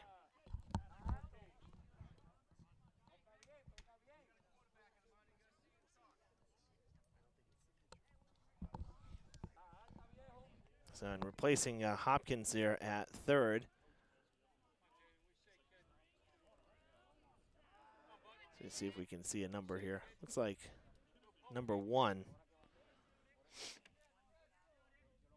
That would be O'Brien. So some changes made. Looks like O'Brien came in. Bunt in front. Bobbled. Throw to first. Will be in time. They wanted to go to third and could not. So the sacrifice bunt successful.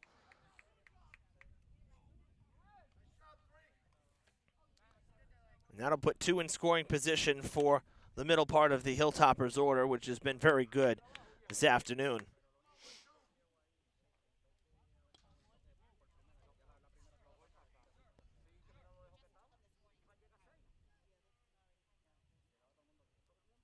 An intentional walk issued by head coach Brennan.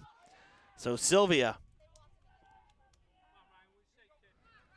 on base for the 3rd time without the benefit of a hit. Hit by the pitch in the 1st, reached on an error in the 3rd, and now is on the intentional pass. Infield in. He's scored twice, by the way, and the bases are loaded with 1 out for Lopes. First pitch swinging, sends it out of play. Lopes has been on twice as well. Infield single and a walk. Not after 2 very lengthy and good at-bats in the cleanup spot. A chance for Durfee to really break this one open here in the middle inning.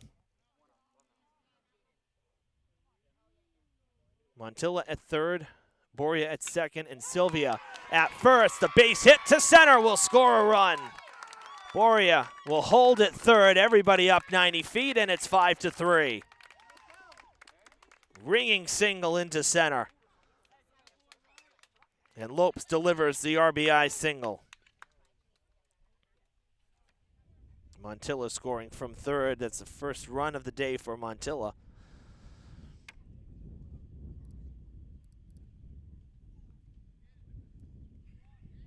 And now Peltier will step in. 0 for 2. A ground out and a strikeout.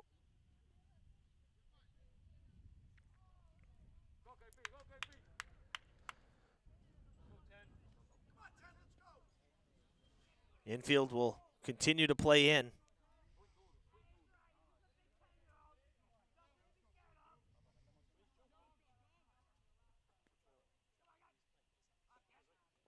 Upstairs, missing.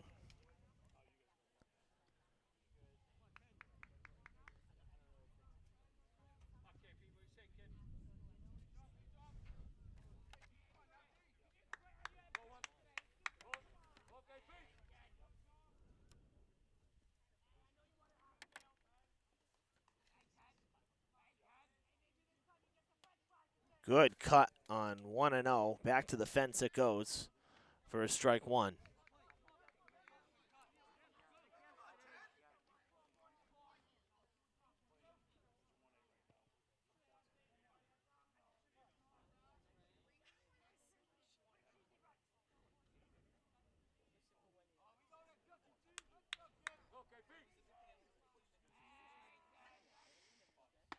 That one missing, 2-1.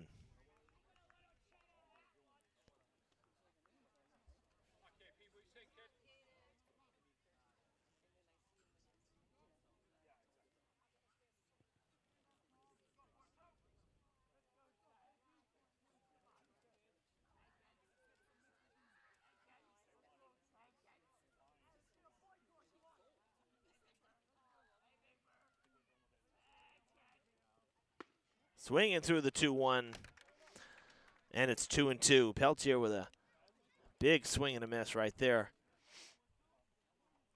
Swinging for the fences. That one too far outside. So 2-2 the count. One out. Boria at third, Sylvia at second, and at first is Lopes. That one popped up on the infield. Calling for it is Witt. He'll give way to Vega for out number 2. And Peltier is 0 for 3 today. That'll bring up Martell. How fitting would this be if the Hilltopper starter can deliver a 2-out single here and pad his lead a little more, give him some breathing room. Hilltoppers has scored 5 unanswered after giving up 3 to start the game. The next 5 have gone Durfee's way, and they lead it by 2. Martell with a big swing and a miss as well. That one upstairs. He reached on a fielder's choice. That didn't get anybody out, in fact. They decided to go to second. The throw was late.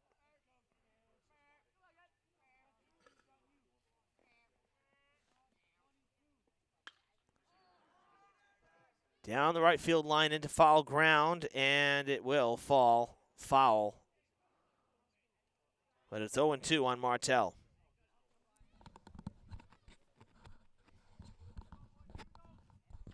Hopkins trying to work out of the jam here with just the 1 run allowed after the pitching change.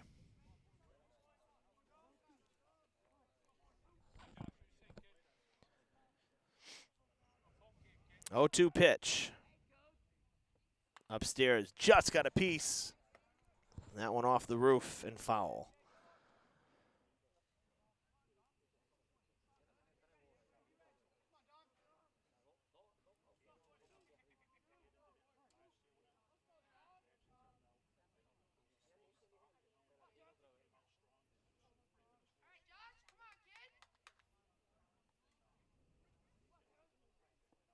Upstairs, letting that one go for ball 1.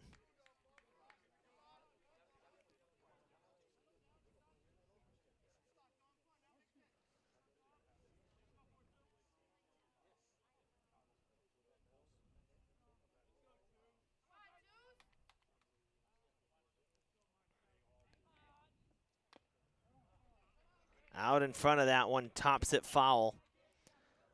Still staying alive.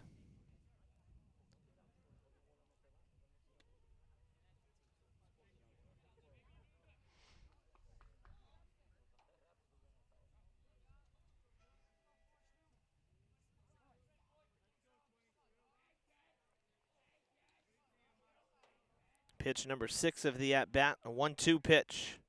Missing, 2-2.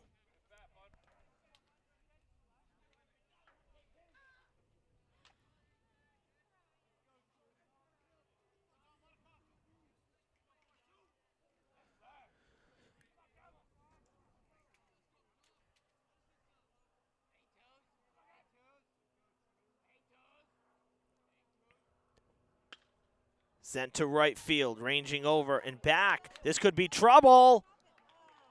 Oh, what a catch! Holding on is Foreman out in right to end the inning in spectacular fashion. He got turned around and was able to stay with it as he made the catch in foul ground. But the Hilltoppers grab another run, lead it 5-3 after 4.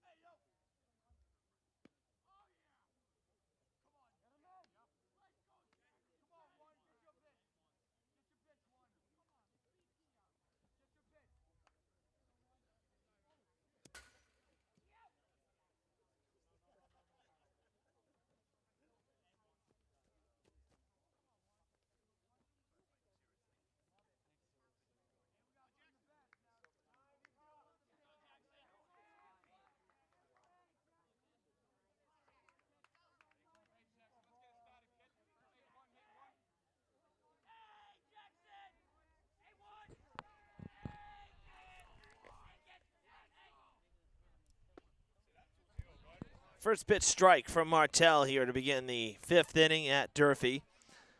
5-3 Hilltoppers.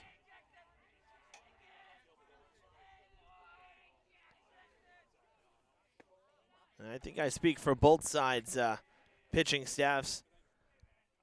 Could all use an easy inning here in the 5th. To put it in perspective, softball was done by 90 minutes on Monday. Here we are, just 4 innings in, and we're still playing.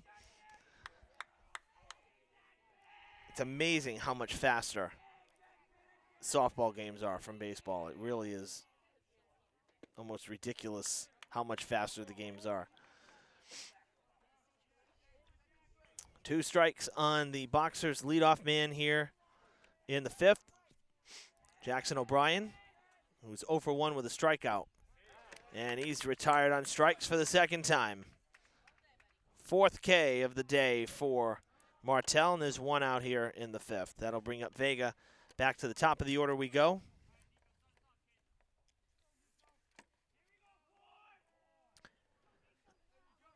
Vega 1 for 2 with a run scored.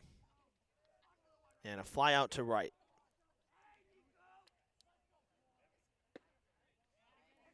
Strike one.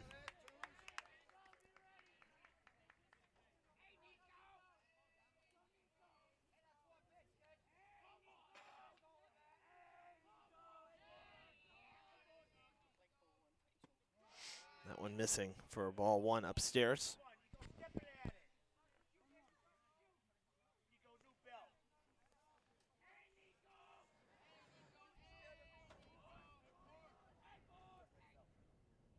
Breaking ball, grabbing that inside corner that Martell has really liked to operate at all afternoon. Big breaking curveball. For strike two, it's 1-2.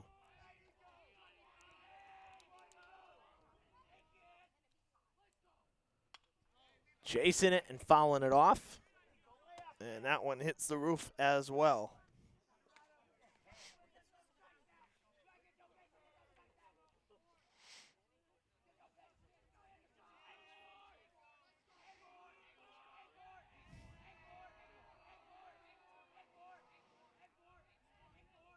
One-two pitch again, missing, 2-2.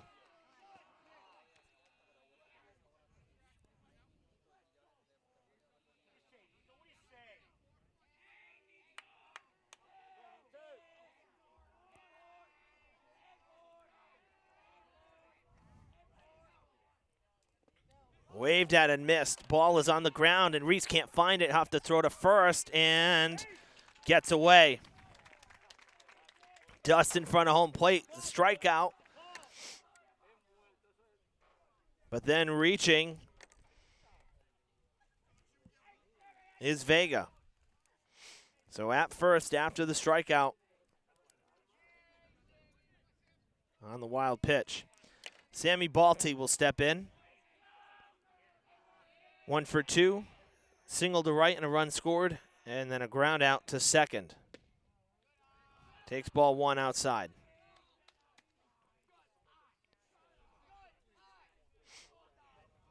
Vega's got good speed at first.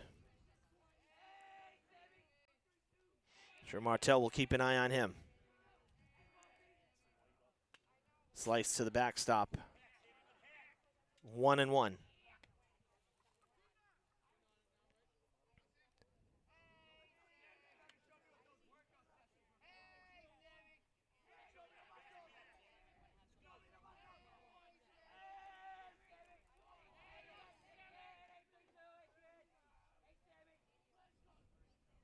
Breaking ball sent to center field, and it is in for a hit.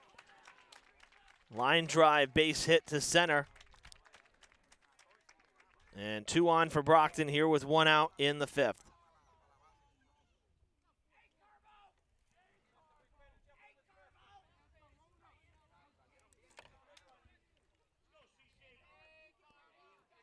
Carbonara stepping up to the plate. He too, 1 for 2 with a base hit and a run scored, and a ground out to third.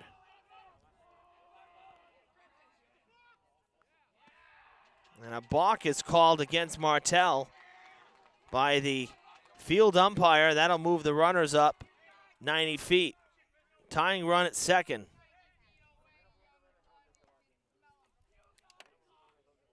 And Coach Martin out to discuss.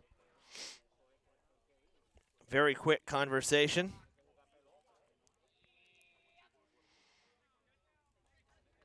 So Martell in a jam here has been pretty solid through the middle innings here. Not much in the way of, say, stressful pitches. They did leave a runner at third last inning. But working through the middle of the order here with 2 in scoring position. Curveball drops in there for a strike.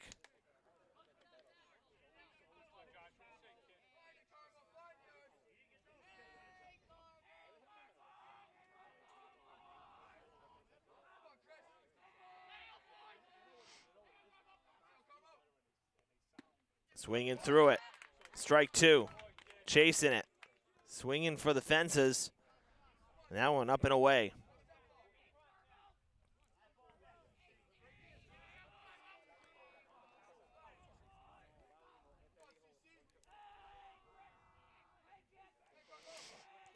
Oh, 2 pitch.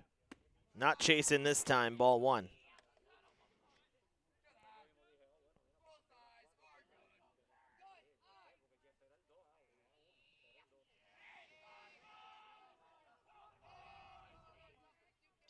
Ensko on deck. That one upstairs 2-2. So Carbonara working the count back even after being down 0-2.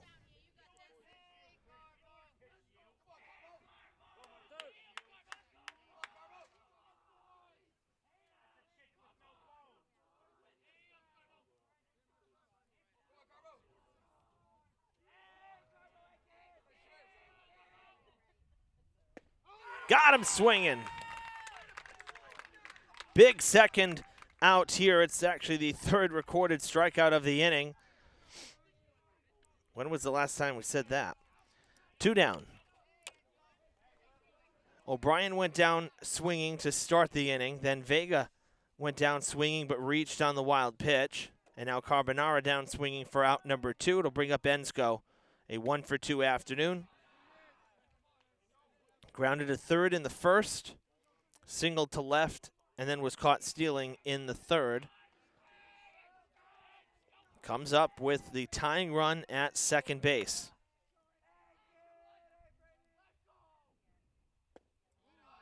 Called strike.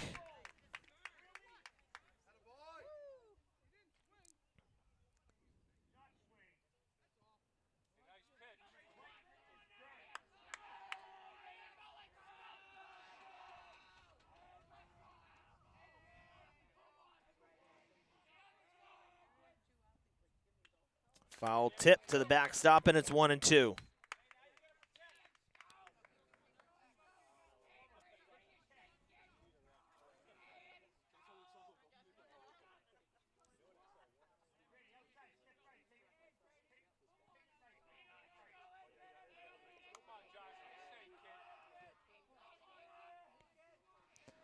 Martell a strike away from getting out of the jam. Strike 3 called! 4 Ks in the inning for 3 outs and 2 stranded on base. 5-3. The lead stays after 4.5. 7 Ks for Martell.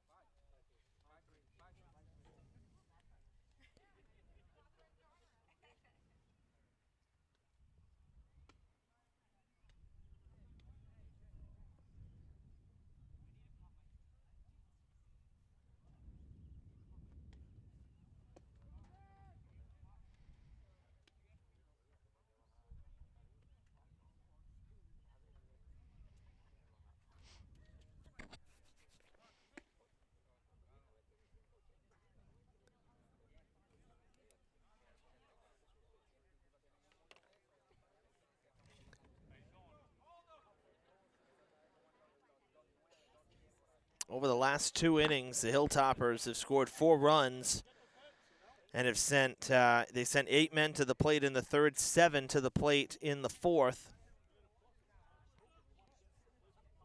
What will the bottom of the 5th bring here? as Hopkins back out on the hill after relieving Carbonara last inning. First pitch strike to Reese. Had an infield single in the second and a sac fly and an RBI in the third. 1 for 1 day. Swinging through that one upstairs.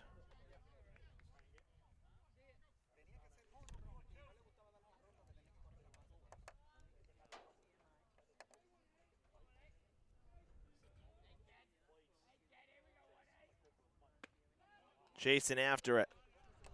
That is strike 3 on 3 pitches. First strikeout for Hopkins. Carbonara had the first 3 for Boxers pitching.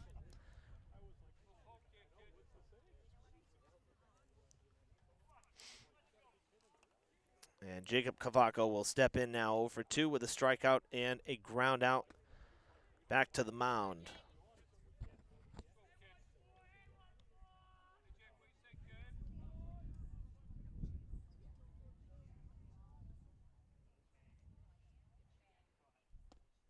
That one missing low and away.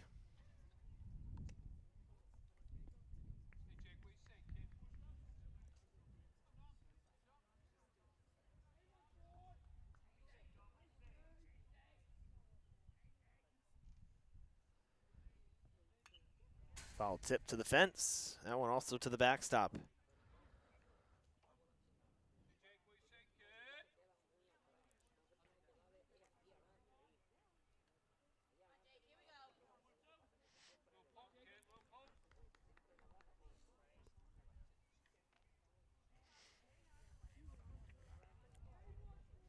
Two and one.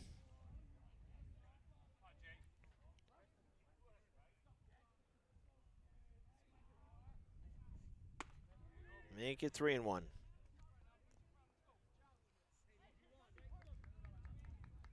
Montilla reached to start last inning. On an error, came home to score. He's on deck.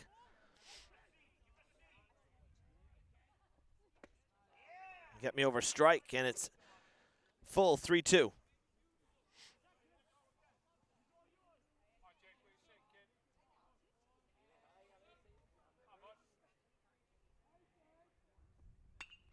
Pops it up high over the infield.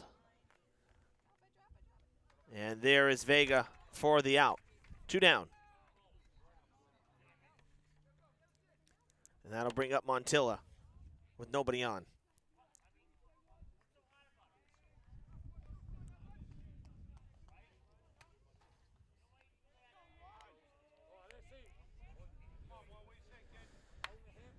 We've yet to see a 1-2-3 inning here in this ball game. Hopkins 1 out away from it. And Montilla with a healthy cut, swinging through strike 1.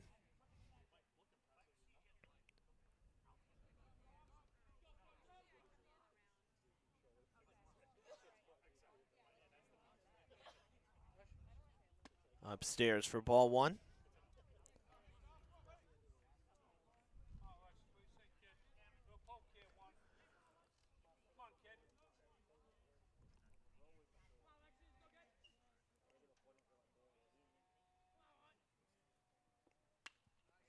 Jammed him, popped up.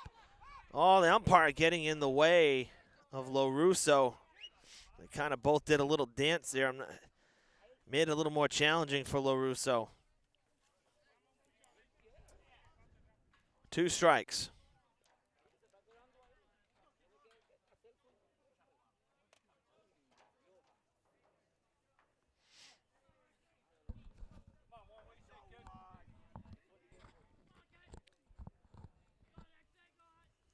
One-two pitch from Hopkins. Held on to, foul tipped into the mitt. Second strikeout, 2 in the inning for Hopkins. It is a 1-2-3, bottom of the 5th inning. For the Boxers, we'll head to the 6th. Durfee still up by 2.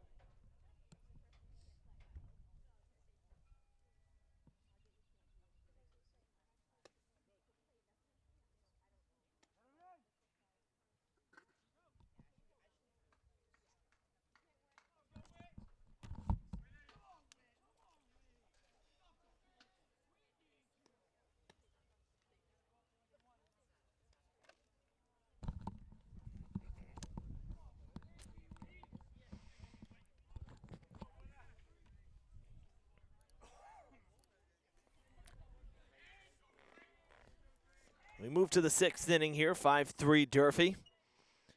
And it's Brady Witt will lead things off here against Martell, who begins his 6th inning of work. First pitch swinging, high chopper in between. Scoop, nice play by Lopes, and he gets it there. How about that? That is such a difficult play. And Lopes timing it perfectly for the first out. One pitch, one out. That'll bring up Hopkins.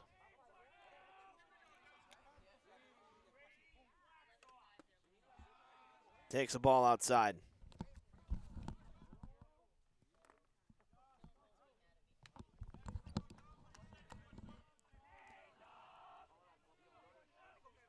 Hopkins is 1 for 3, base hit and a stolen base in the first, was left at second, and then popped out to first base in the fourth.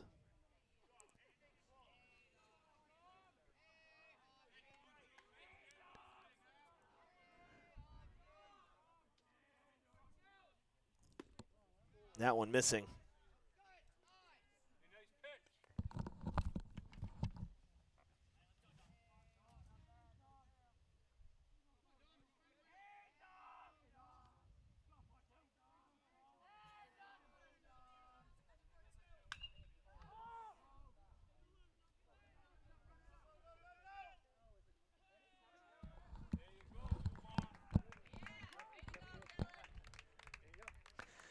Dylan Dumont in left field makes the catch right against the fence. Long fly ball out to left field. Dumont just subbed in, actually. He had pinch run for Reese earlier in the ball game, and now taking over in left field for Montilla. And he makes a great play there at the fence. 2 down, and that brings up Foreman. Foreman's gone down on strikes twice, 0 for 2.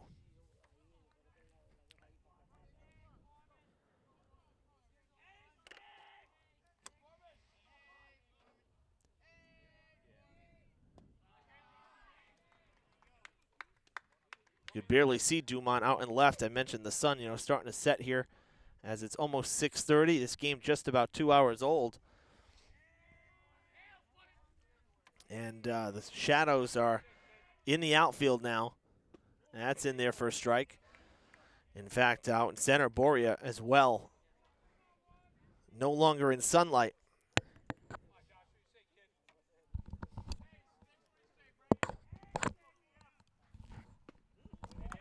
That's in there for a strike.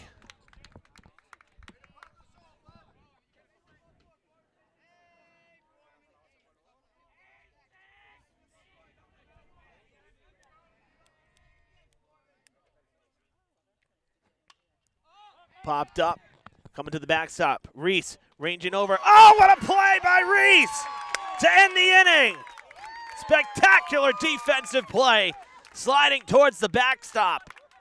1-2-3 inning for Martell. It's his first 1-2-3 inning. Hilltopper bats coming up, top of the order in the bottom of the 6th.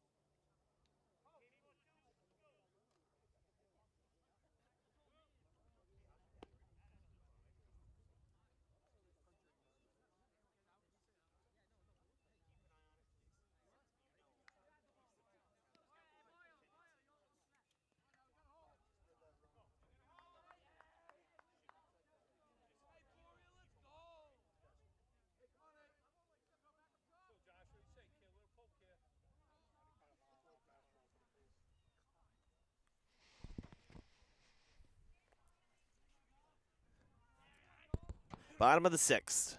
Here at Skip Lewis Field, Boria leading it off. Top of the order. Takes a strike. Boria's been on twice this afternoon. Scored a run as well as a stolen base. A 2-for-3 day. That one high and tight.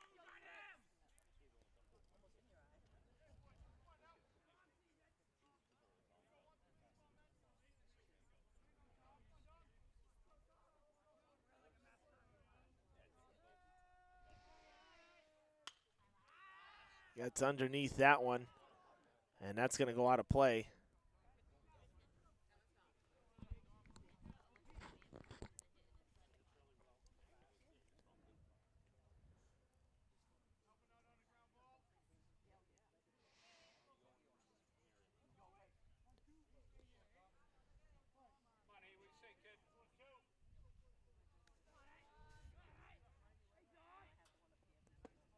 That is in there for a called strike 3, down low.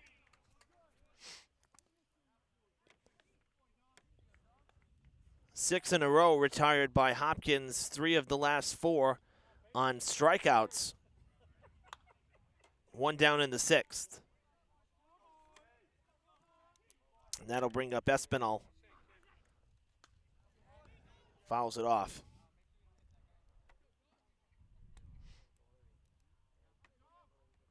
The one time that Espinal has been on, he was hit by the pitch, and he came around to score. That was the tying run at the time. Make it 3-3. That was part of the 3-run third inning for the Hilltoppers, in which they took the lead and have not looked back.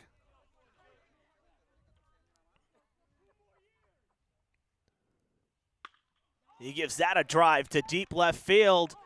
And it is brought down. No, it's against the fence. Heading to third base. And he's in there, safe at third.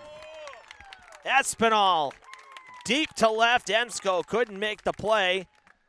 And at third, in a cloud of smoke, cloud of dust, with 1 down, is Espinal. And Sylvia will come to the dish. He was intentionally walked his last time up. He's been on all 3 times without the benefit of a hit, and he's scored twice. Infield playing in. That's a huge insurance run for Durfee. Strike 1 called down low in the zone.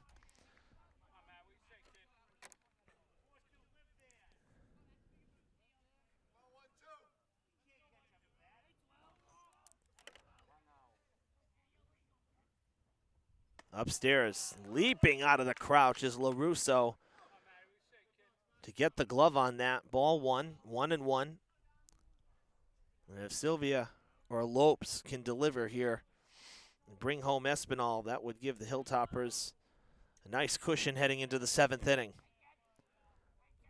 After the 1-out triple. That's sent to left, and that should do it. Bobbled by Ensko. So the run is going to score, and into second base goes Sylvia, on base for the fourth time, this afternoon. Sylvia's had a great day.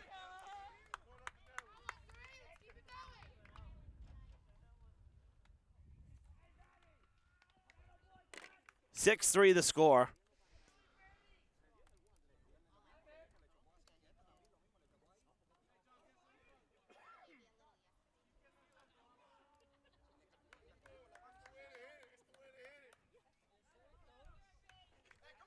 And now Lopes stepping in.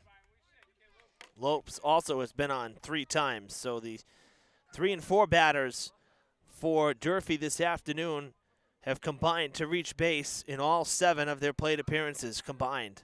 That's what you want from your 3-4 hitters. Healthy cut on strike 1. Swinging through it up and in.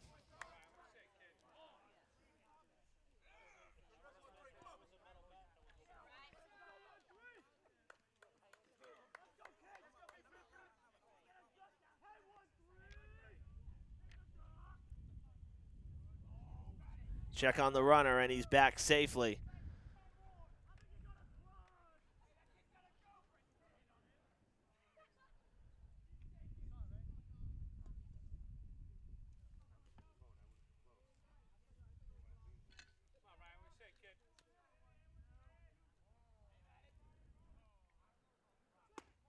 Upstairs.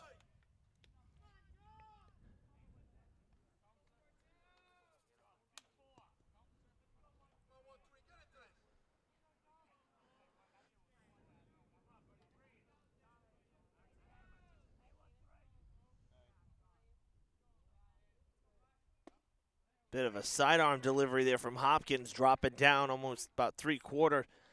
Gets the strike called on the outside.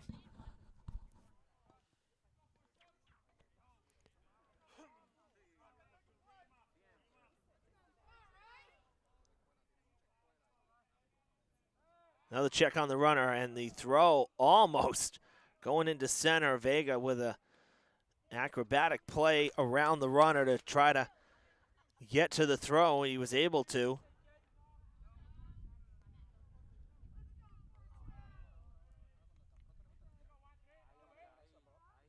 That one missing. High and tight.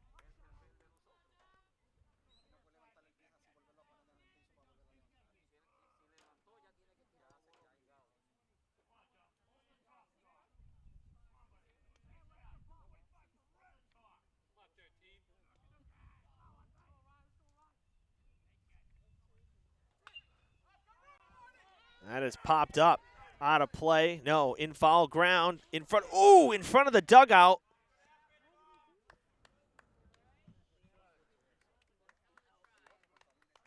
Hopkins with a great effort there. Crashes into the fence. Not able to make the catch.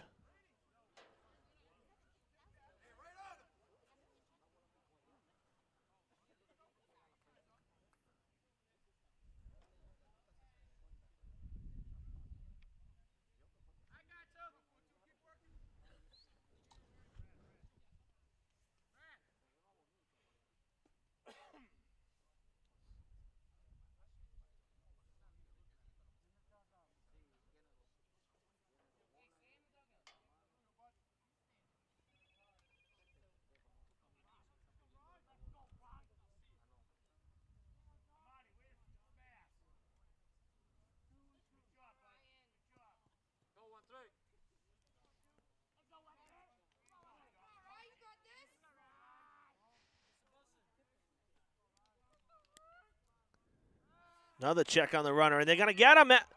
Picked him off. 2 down.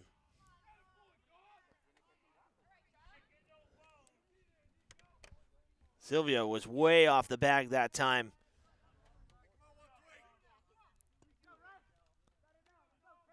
So now 2 down, nobody on for Lopes.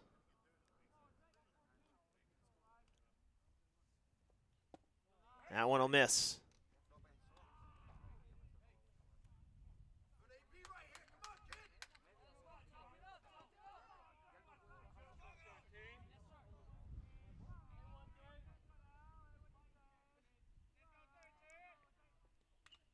Fouling it off, high and in. Right on the wrists.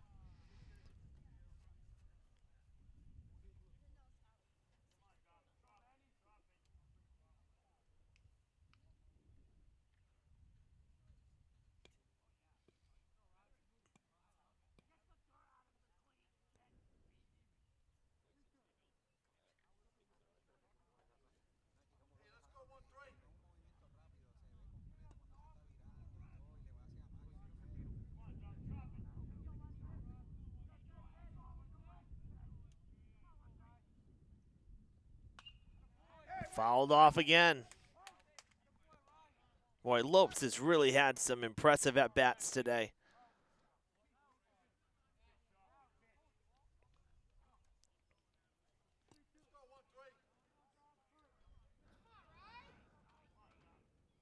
Three-two pitch once again.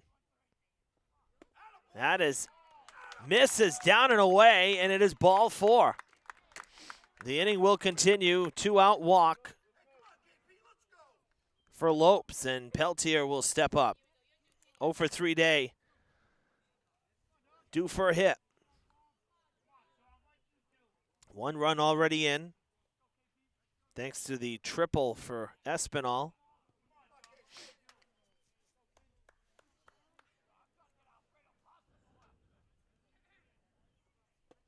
Swings over the top of that one. Diving, sinking fastball down and in.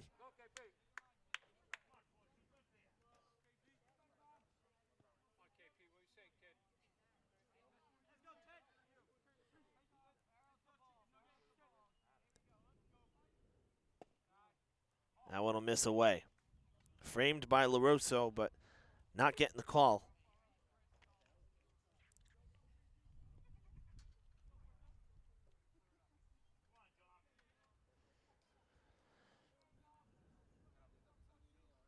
Now, Hopkins not liking the call, but that one's a strike. The outside corner, though, as I said earlier, has not been as consistent. The inside pitches, and you see where home plate umpire sets up. He's on that inside part of the plate, so he's seeing that line perfectly. 2 strikes, check, swing. Had to a little bit of chin music there. Had to back out of the way. It does hit the bat, so it goes out of play foul.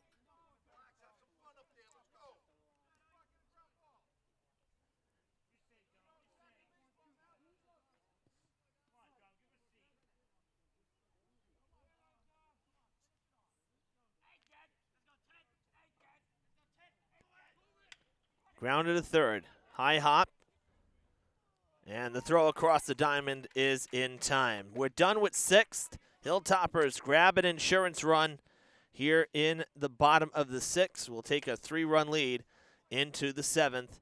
And we'll be back right after this.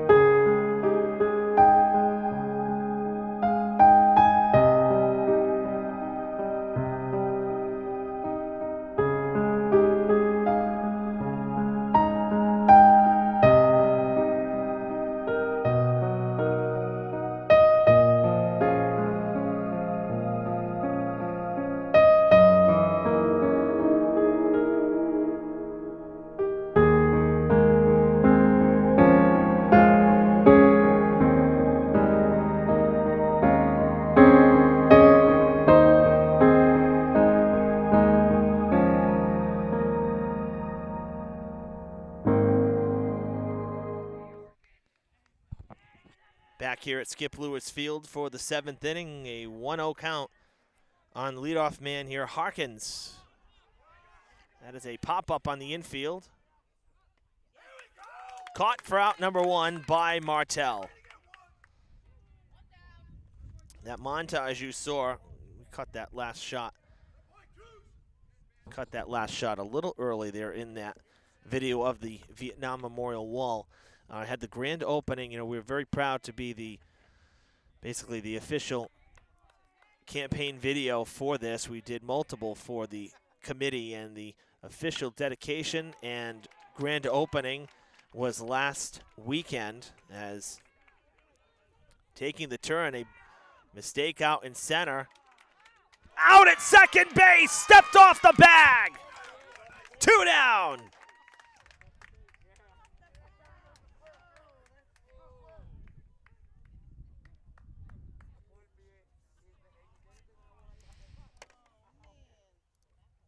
Back to the top of the order with 2 down.